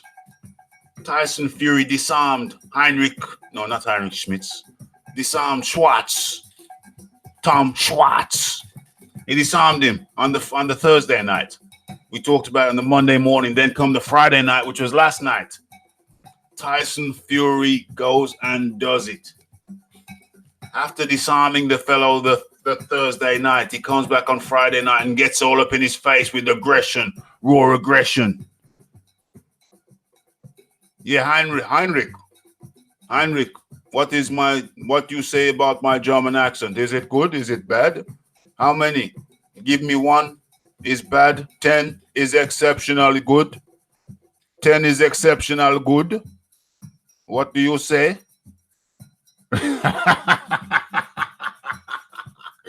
Heinrich say Raph is super talented, like we say here in Germany, in the Deutschland, in the motherland. Yes. So there you go, Tommy Temper. I have excellent German accent. Thank you. 9. Of course. German, the Deutschland is the motherland. Everybody should know. Thank you, Heinrich Schmitz. So, donkey shine. So, hey, I expect another like for that. Jeez, come on. Show the channel some love. So, yeah, Fury comes out and he does the exact opposite. And he saw Schwarz live. He banged out all our local boxers. Okay, so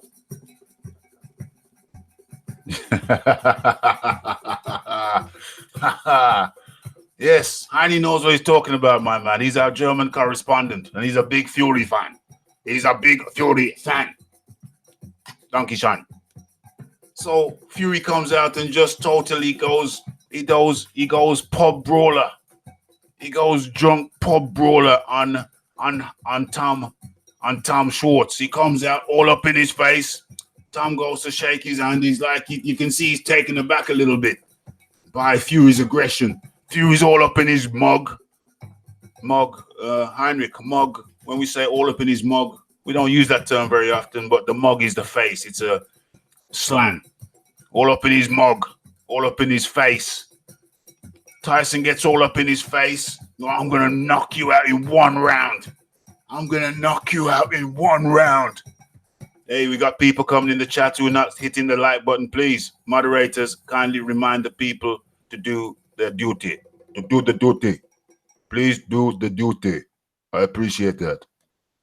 Red gloved militant is in the building. All rise for the honorable judge, Raph, and press the honorable like button. It is appreciated around these parts. Thank you very much. Thank you for your vote. So Fury gets all up in the man's grill, all up in the man's mug, acting like a mad pub brawler.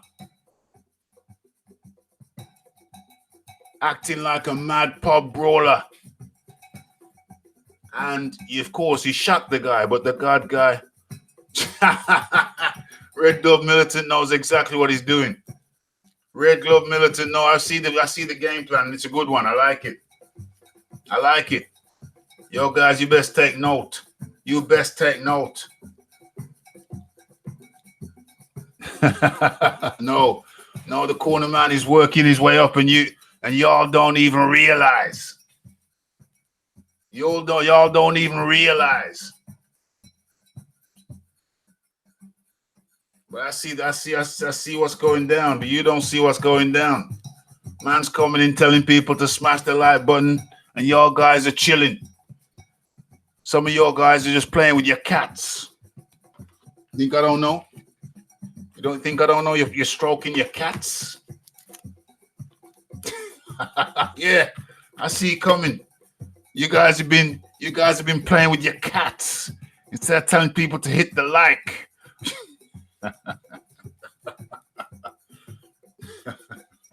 Put your cat down, for goodness sakes.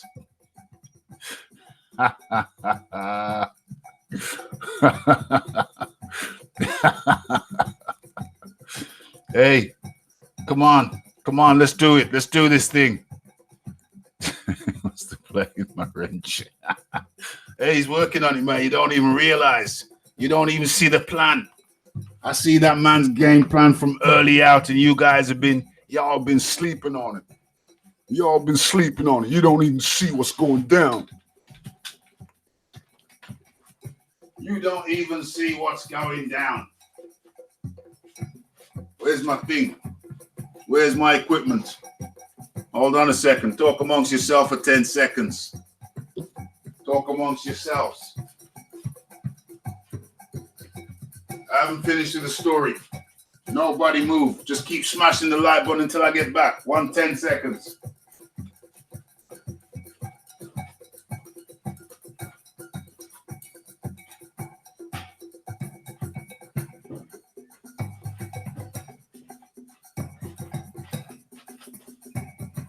What the hell is going down? What the hell is... Oh, damn it. Damn it. Damn it.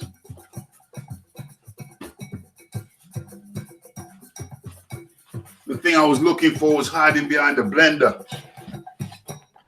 The thing I was looking for was hiding right behind the blender. For goodness sakes.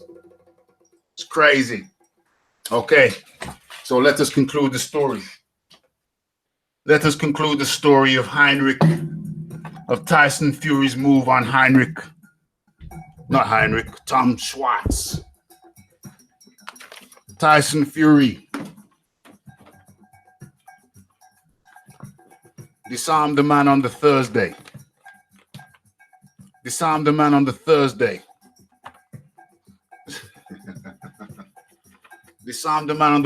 and came back by acting all nice. And came back on the Friday acting like a drunk pub brawler, all up in the man's face, threatening to knock Tom Schwarz out in the first round. So let's get this straight. Comes out on the Thursday night acting like he wants to, do something ungentlemanly to the man. 24 hours later, comes out as the mad pub brawler. Hey, what you doing? Yeah, man. What you doing?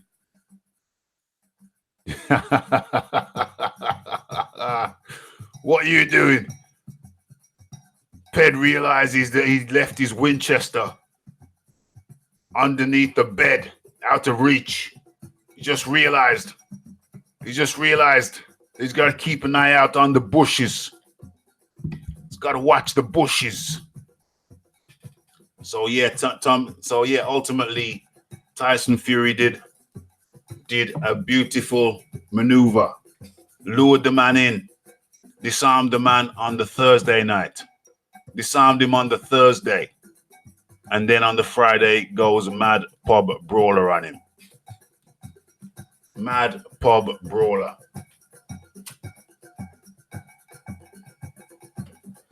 Mad pub brawler. Crazy. And the reason I mention all of this is because it reminds me of something.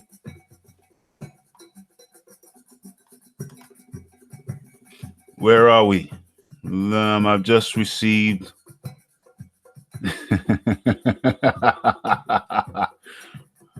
What, you want it in the the Schwarzenegger voice? You want it in the Schwarzenegger voice?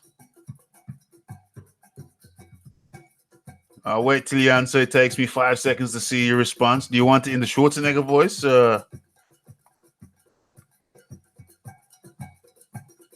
Okay. Well, no, hold on. Let me get it right. This is important. I need to get this one right.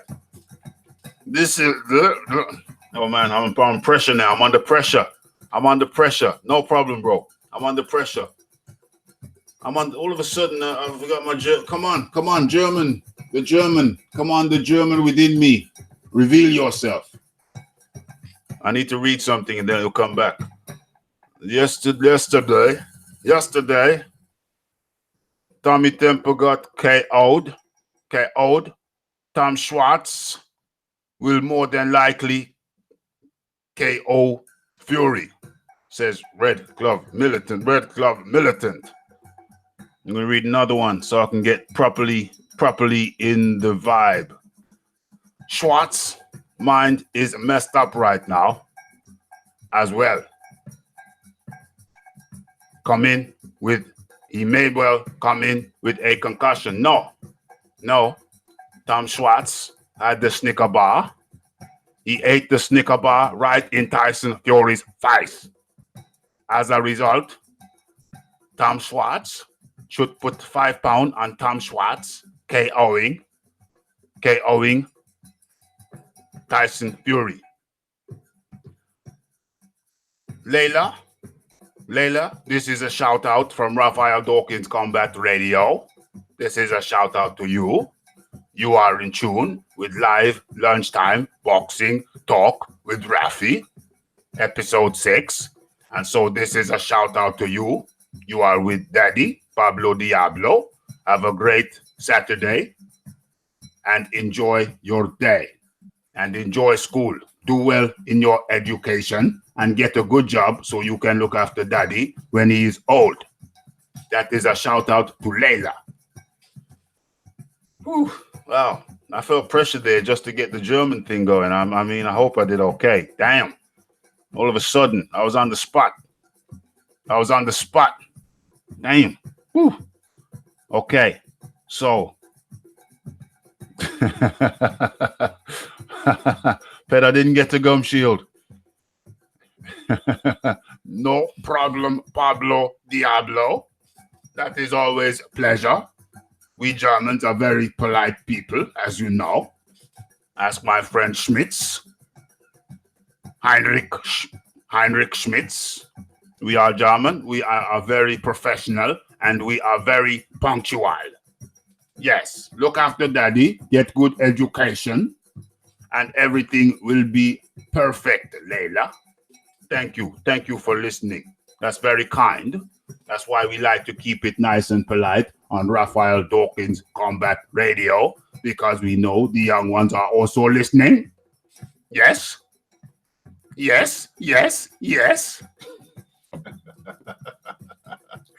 Okay, guys, so that was my take on the Tyson Fury going schizoid.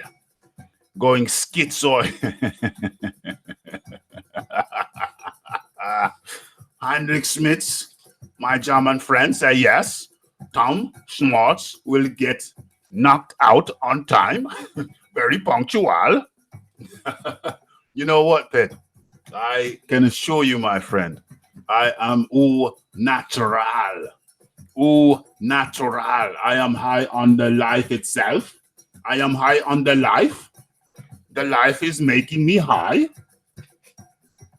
I like to stay au natural. I will have a couple of drinks tonight, but I am driving, so it will only be 2.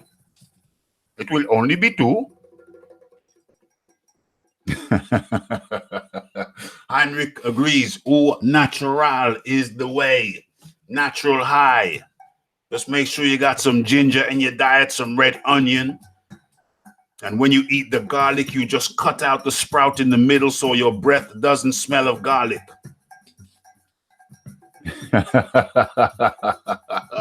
So ultimately, what I'm talking about is Tyson Fury pulling that schizoid move.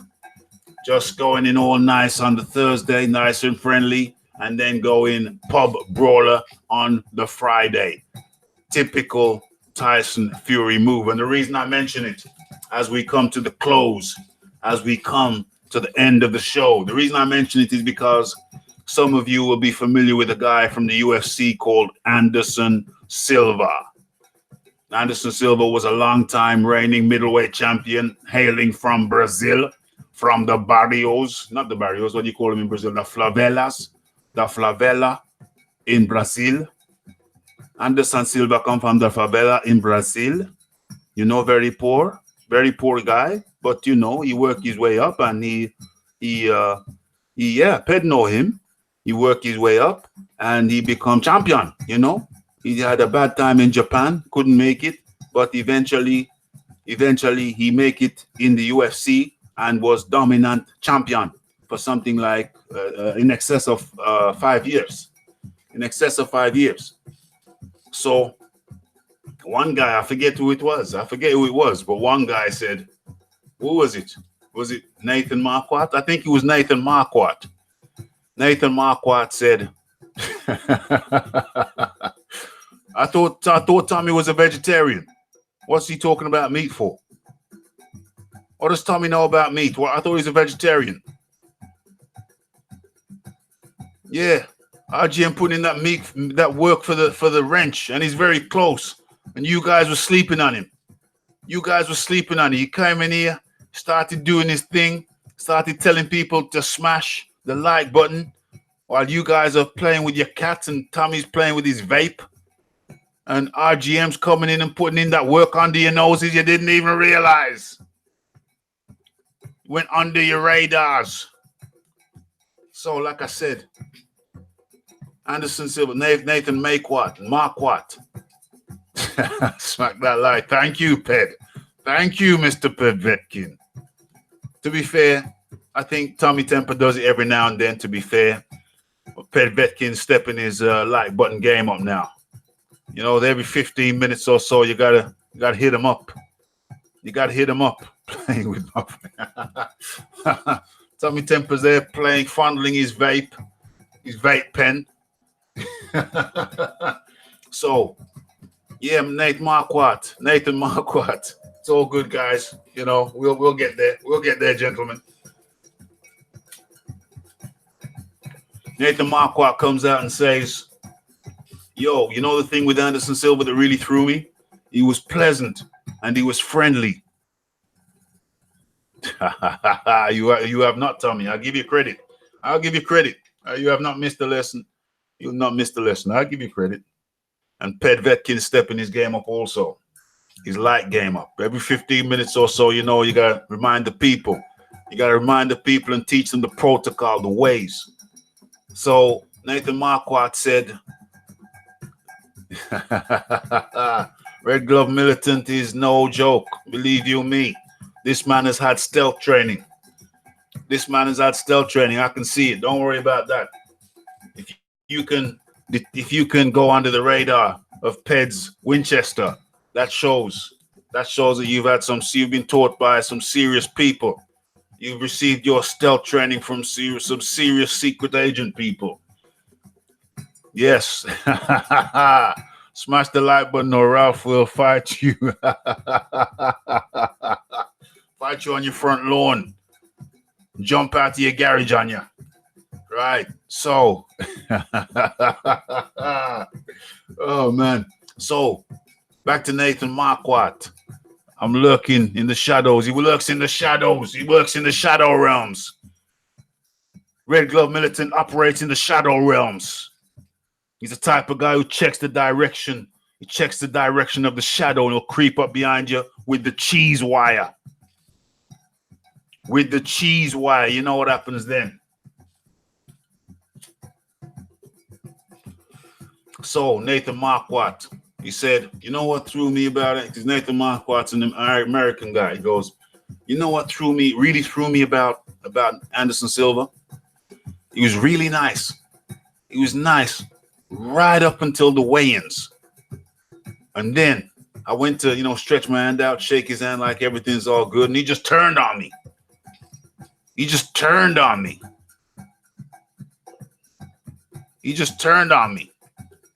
And so I recognize that as a tactic that some fighters use. When you see a fighter being extra nice and friendly, extra nice, extra friendly, just wait. Wait for the switch. Wait for the RGM giving Tommy Temple words of wisdom.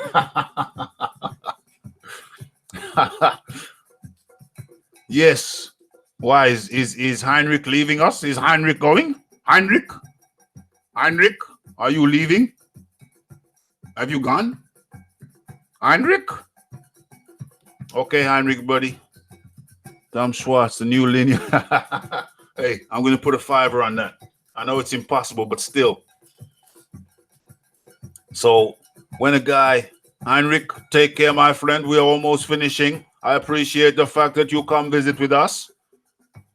Say hello to the motherland. Excellent, excellent. That's how we do it in Deutschland. Yes. I appreciate your visiting us. You'll become regular. I know you're a Fury guy. But you're okay. That's okay. So what I'm saying is when you see a fighter like Fury going extra nice on you, it's just a tactic. He goes extra nice on you, makes himself feel relaxed. He feels you out. He feels you out. And then at the 11th hour, he'll switch up on you. When you feel nice and comfortable, he switches up on you. Smash that like button, please. He switches up on you, and that's exactly what he did. Switched up on Tom Schwarz. But Tom Schwarz had a trick up his own sleeve. From tomorrow, Heinrich Smith says he will change. He will change his ways from liking the Fury to the Schwarz, the Tom Schwarz. So always beware of those fighters who come in all nicey. All they're gonna do is switch up on you. They're just gonna switch up on you like Fury did. Crafty. Very, very crafty. Very crafty. So watch out for the switch. I'm gonna knock you out in 1 round, promises Fury. Who believes him? I don't believe you. I don't believe you, Fury. You're not gonna knock him out in 1 round. I'm gonna knock you out in 1 round, but Tom Schwarz is a German man and he thinks logically. He thinks logically.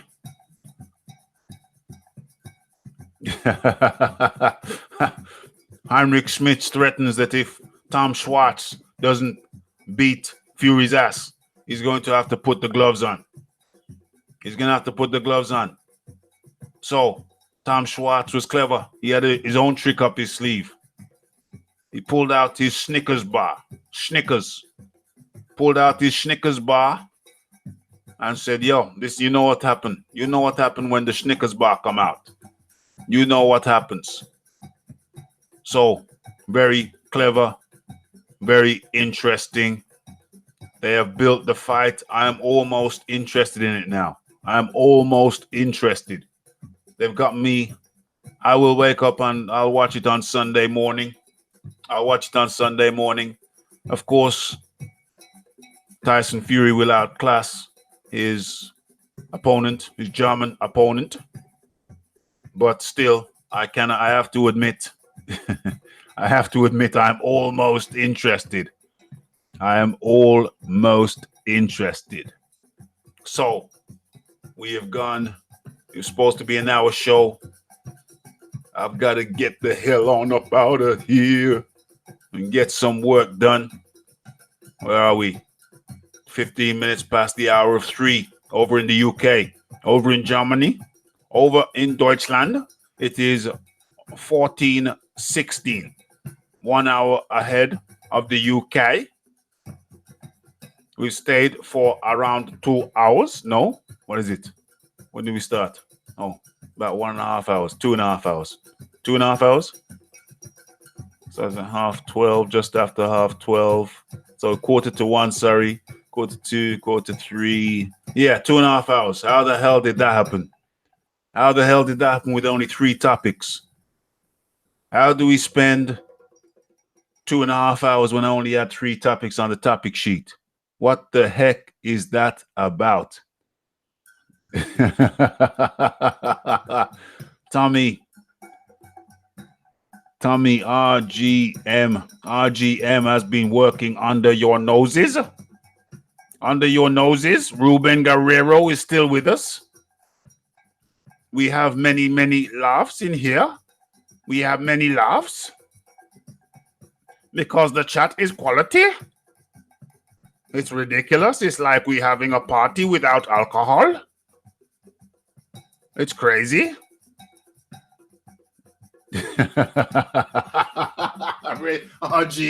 RGM spitting them fire bullets. RGM is spitting the hollow points. He's spitting the. This is funny as hell. I was gonna ban RGM the first time I saw him because he was coming out with too many non-related topic matters. But he has grown on me. He has grown on. He has grown on me. He's okay, this RGM fella, and I've watched him circling you guys without you even realizing. So I was gonna ban him on sight without reading any really good reason. But he has grown on me. When I see him circling you guys and creeping up behind you with the hollow points, creeping up, I've seen him circle up behind you whole monitors with the hollow points. You just walking along whistling. Some of you are playing with your cats. Some of you are stroking your vapes. And I just watch him on my monitor just circle you guys without you even realizing. Then he empties the barrel and just puts a fake one. Just makes it click, and you guys look around. Hey, what was that? Did I hear something? Like something out of the Matrix. I might watch that tonight. How many on your band list now, Raphie? Let me go to that screen, shall I?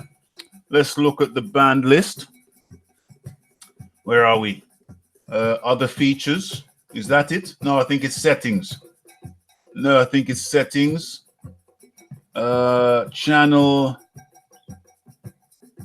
community. Okay.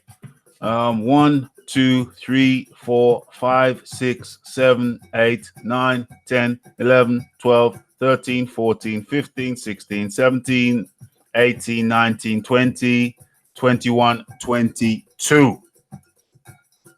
Precisely 22 Tommy Temper. 22. So, oh my gosh. Right. So, where are we? We've come to the end. Smash that like button, folks. We've come to the end. We've got 27 likes in a 2.5 hour show. I think that's respectable. For a Saturday show. Tommy Temper says, damn, Raphie, you're cold. Now I just like a problem-free environment. Look at the laugh we're having now.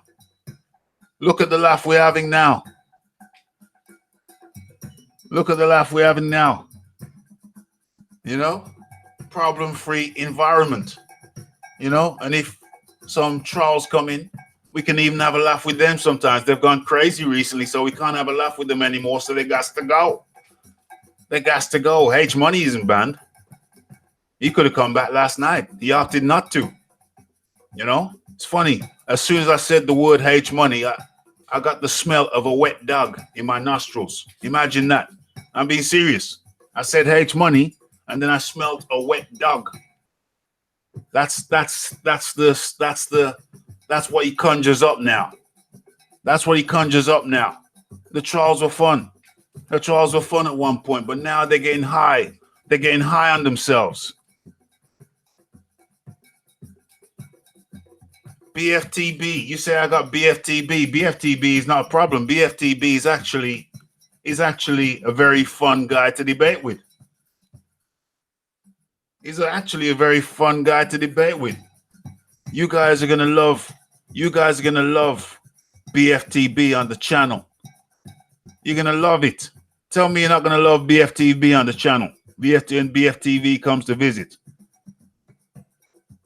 Keep smashing it, Raphael.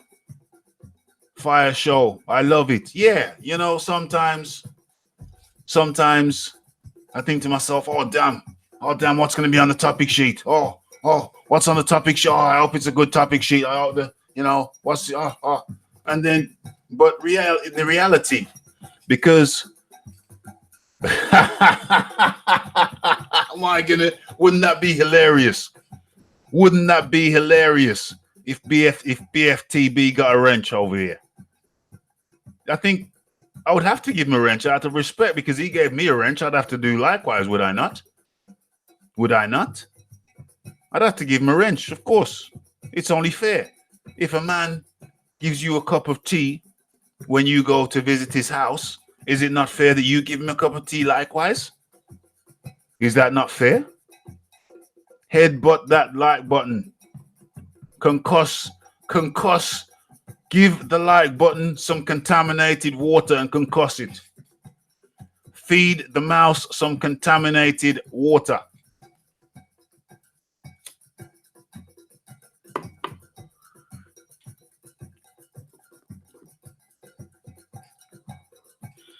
I would troll him if you don't give me.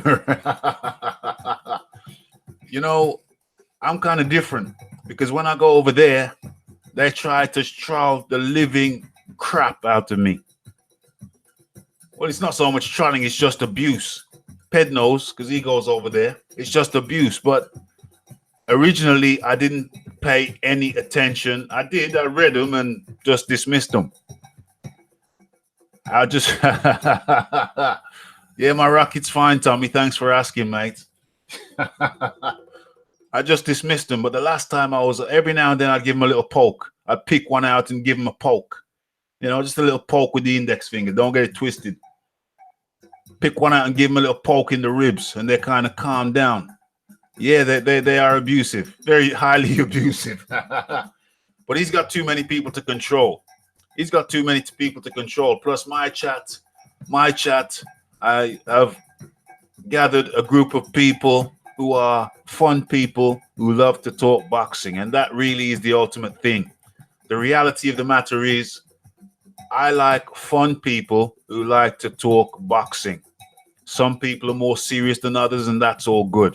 But ultimately, you judge. They say a man can be judged by the people he has around him, by the people he chooses to have around him. And personally, I choose Pablo, Too Trigger Happy, the wrench mob. The wrench mob over there are ridiculous because obviously I've got a wrench, so I see what they are, the quotes, the posts. I see the posts there. They're declining and they're hiding, and they're good posts. I click on when I'm over there. I just click on the posts they've hidden, and they're good posts. So yeah, they say you can judge a man by his three friends or the two or three friends that he sees the most. But also, I say you can judge a man by his chat. Yeah. So you can judge me by the type of chat that I have, the type of people I have in my chat. And there are people who like boxing and they have one degree of seriousness or another, but they can have a laugh. And they're not trying to take snide shots at people. If they do, it's in jest. You know, there's one thing I cannot tolerate. I cannot tolerate the snide shots. I can't tolerate somebody patting me, shaking my hand, and stabbing me in the back at the same time. I cannot tolerate that. And if there is any way I can make sure that happens, I endeavor to do so. No snide shizzle. Pablo says I got banned for saying one face, one one face, one name, one trick pony, one trick donkey. Yeah, so you can judge a man by his friends in real life, and in cyber life, you can judge a man by his chat. So I can be judged by my chat. You know, people who love boxing, and we'll have a laugh. We'll have a laugh. The man is, I'm going to put him off for Poet Laureate. I'm going to put him off for Poet Laureate. I'm going to talk to Eddie when I see him in the office. Talk to Eddie. Tell him to speak to, what's his name? One of the sons. I've forgotten their names. Speak to one of the sons, and then, you know, get him Poet Laureate. We need a Poet Laureate. We need a new Poet Laureate. Yeah, so that's how my chat goes. That's how my chat goes. We have fun. We have fun in here. We talk boxing, and we have fun. Boxing Ego. Boxing Ego. Yeah, I used to visit him years ago before I knew better. And then I would do my counter. What was the line? Yeah, what was the line John Dealey said? He was the perfect line. Hold on, let me get... Yo, for anybody in future, I'll be putting up timestamps. I figured out how to do timestamps. It's brilliant. When you've come out of this chat, or if you can go into another window, which I'm going to do now. I'm going to go into another window, look at my videos. When you go into live boxing talk discussion, live boxing talk 23, you will be able to look at the first post, my first post, and I'm in there now, and I'll press read more, and I've got 1, 2, 3, 4, 5, 6, 7, 8. I've got 8 timestamps. The first timestamp says warming video. That's 11:10. Ruiz trainer claims AJ v Joshua may not be next. That's at 20 minutes. At 43 minutes, it's Dillian White versus Oscar Rivas. That's 43 minutes. And I put all the timestamps in there. There's 11, what did I say, 8? There's about 8 timestamps. And when you click on the timestamp itself, the number in blue, it takes you, boom, directly to that part of the video. It is awesome. Yeah, the timestamps. It is awesome. It's beautiful. You just click the blue. I don't know if I did it properly the first time. The first time I tried it, I think I just wrote in. Let me come out of this and see the previous timestamped one. Let me go to the previous timestamped one. No, I don't see any time. What's going on there? No, I don't see any timestamps in that one. This is my second time. Oh, I missed one. Did I miss one? Hold on, I'm in the wrong place. Timestamps. Okay, let's go 22. Boxing Talk, live Boxing Talk 22. Yeah, it works. Oh yeah, I forgot. I didn't realize the timestamps had worked out. The timestamps had gone blue in the previous one as well. So in boxing, live Boxing Talk 22 and live Boxing Talk 23, the very last one, I've got 8 timestamps in there. 8 timestamps. Let me see. No? Oh, I've done them in about 3 videos. No, maybe 2 or 3. What is that? That's 22 again. Went back 22. Let me get to 23. Where is 20? There it is. 23. Live Boxing Talk with Raphie 23. I've got 8 different timestamps. Dillian White v Oscar Rivas. Eddie Hearn goes in on Deontay Wilder. Anthony Joshua split with has Anthony Joshua split with his trainer ? Tyson Fury v Tom Schwarz. Pre-fight discussion. The value of cherry picking. That's another one. The debate. That should be a comma. Is Tyson Fury lineal champ? And then I've just remembered I've got to put Tommy Fury and John Dealey's name in the description box as debaters. Yeah, I got to do that. I'll do that later. I will do that later. But the timestamps, yeah, I'm loving the timestamps because sometimes it can be daunting. You see Timestamps for what? Aaron Mason says timestamps for what? Timestamps is basically the timestamps take you to an exact point in the video. The timestamps take you to an exact part. You've got a 3 hour podcast. You've got a 3 hour podcast, and you look in the first the post, which is by me, and you see the timestamps. So it'll tell you, you'll have a topic like Eddie Hearn goes in on Wilder, and next to the topic you will have a time. You click on the time and it will take you to the exact point in the video. That exact point in the video.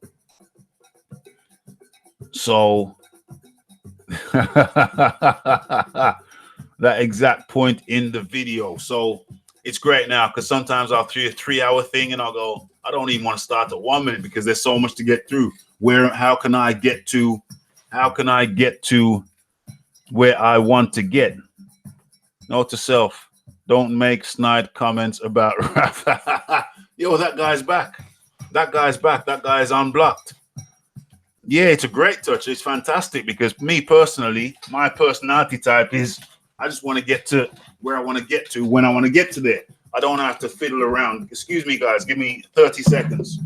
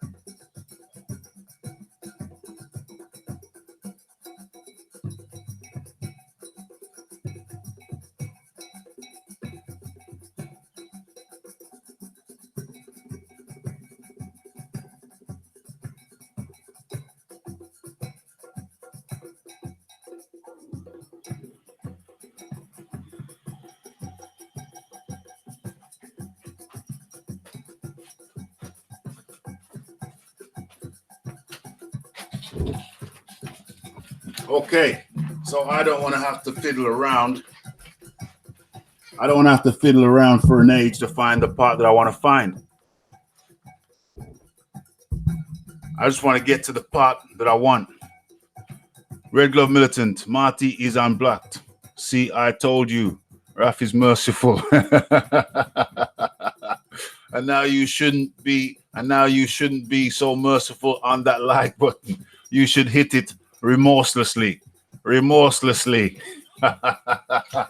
Yeah, so I see something. I don't want to fiddle around. I don't want to fiddle around for an hour to find something that I want to find in a long stream. You know, it's polite. I just like to boom, get to where I want to get to immediately. And so it's brilliant to have the timestamp in there. I will be doing that henceforth. I'll be it doesn't take that long either, because basically I got my topic sheet. I just go down the topic sheet, look for that spot, boom, it's in. It takes about 5 minutes. I think it takes 5 minutes, maybe 10 at the most. It's really easy. But anybody else coming in at a later date, or even somebody revisiting a video at a later date, boom. You should contact BFTB. Raphie, you should contact. Yeah. For real. Could have him on as early as next week. Latest the week after. That's my estimation. No, the timestamp is in the first pinned comment. So when you look at the video, the first comment that I make, it will be pinned. So the top comment will have the timestamps in going forward, henceforth. I'm not going to do this for this one now, but this is pretty simple, really. But for the main topic, the main ones in the weekdays where there's lots of topics, just boom. You will always see a timestamp going forward. I might do a few retroactive timestamps in the ones in the past. In fact, I will. I will do that. I'll go through them systematically, starting from the latest video, latest stream and then work backwards to the earlier ones. Put timestamps in those. I think it will be an excellent. Oh, you meant YB? Yeah. I mean YB. Yeah, it'd be good to have YB on, or vice versa. I think YB would probably more likely to have me on his thing. But you don't know. He might come over on my thing. I'll definitely contact him. It's something that I think would be cool. Would be cool to talk boxing with him. I will do that. Matter of fact, that will be on my to-do list. Yeah, come on in. Let's do this thing. So Pablo Diablo says, Raphie, you should be sponsored by Topic. They still make Topic? What has a hazelnut in every bite? Squirrelish. Squirrel shit. I used to sing that at school. That was back in the dizzy. YB, we would like your company. The mediator. Water is warm. Is water warm? Can it not be? Is water warm in the Antarctic? Is it? Is it really? Are we sure about that? Okay, guys, we have been here. I've kept you now for almost 3 hours in a show that I intended to last for 1 hour. We've still got sunlight out there. We still have the opportunity to get out there and get some vitamin D processed. It's certainly wet. It tends to be wet, even when it's cold. It's hot or cold. It is certainly wet. That is a fair statement on water. Yeah, the sun's still shining out there where I am. We still have time to get out there in some short sleeves and shorts and get some vitamin, get some sun on our skins while we can, and get some vitamin D processed within us. Really? Oh, you're up in Manchester, but yeah, I got a cousin up in Manchester. Comes from down these sides, but he went up there for university and bought a house up there. So, yeah. Tends to rain more up there. So he tells me. Okay. Yeah, I'm going to get in touch with YB Ruben Guerrero. Okay. So, kept you now for almost 7 minutes shy of 3 hours. We have had an entertaining chat. And as I was saying, you can judge a man by his chat. Yeah? You can judge a man by his chat. You see how we keep it over here. Everything is monitored and shaped and molded to be a pleasant environment. It's a pleasant environment. Yeah, we talk boxing and we have a good time doing so. No sideways shizzle. Hashtag no sideways shizzle. It's pleasant. It's a lovely environment. Nobody's trying to trip anybody up. Nobody's coming with no snide shizzle. Okay, so it's the Peds. It's the Aaron Mason. It's the Tommy Temper. It's the Red Glove Militant. Oh, you see how he crept in there? Do you see how he crept in there? I'm telling you, boys. I'm telling you, Blue Boys. Where are we? It's the Pablo Diablo. The Ruben Guerrero. It's the final roll call. It's the who else are we looking for? We're looking for somebody I haven't mentioned. We're looking for someone I haven't mentioned.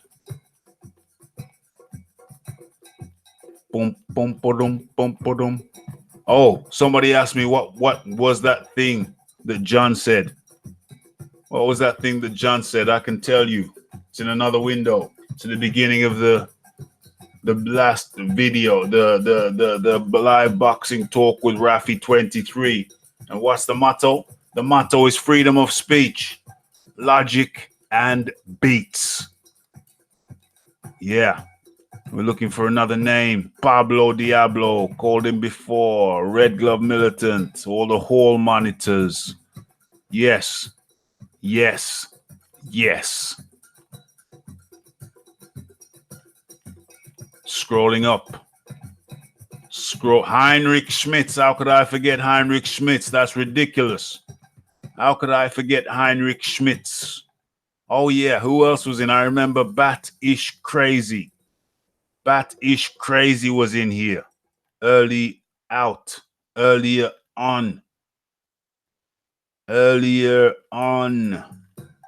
Still scrolling up. Yes, it's been us. It's been us. It's Raphael Dawkins. It's the live lunchtime boxing talk with Raphie 6, episode 6. And it's the hall monitors. It's the visitors. It's the squadron members. It's been a great day. It's been a great way to start the day. So, everybody, enjoy what's rest of the day. Enjoy the boxing. Enjoy the day. Anybody who has not smashed the like button, how has the one dislike disappeared? Anybody who has not smashed the like button, please kindly do so now. It's been a great show. It's the Raphael Dawkins Combat Radio. It's the please go visit the videos. A lot of people are slacking off the videos now because they like the live show. Don't mean you can't check out the video. The video is different to the live show. The live show is different to the video. Still check out the videos. Hit the like when you check them out. It's the Raphael Dawkins Combat Radio. It's the live boxing talk with Raphie 6. And we are privileged to share time in this congregation. And we are out. Next show on Monday, 9 p.m. UK time. PM, 9 UK. Check it out. We are out. Blessed.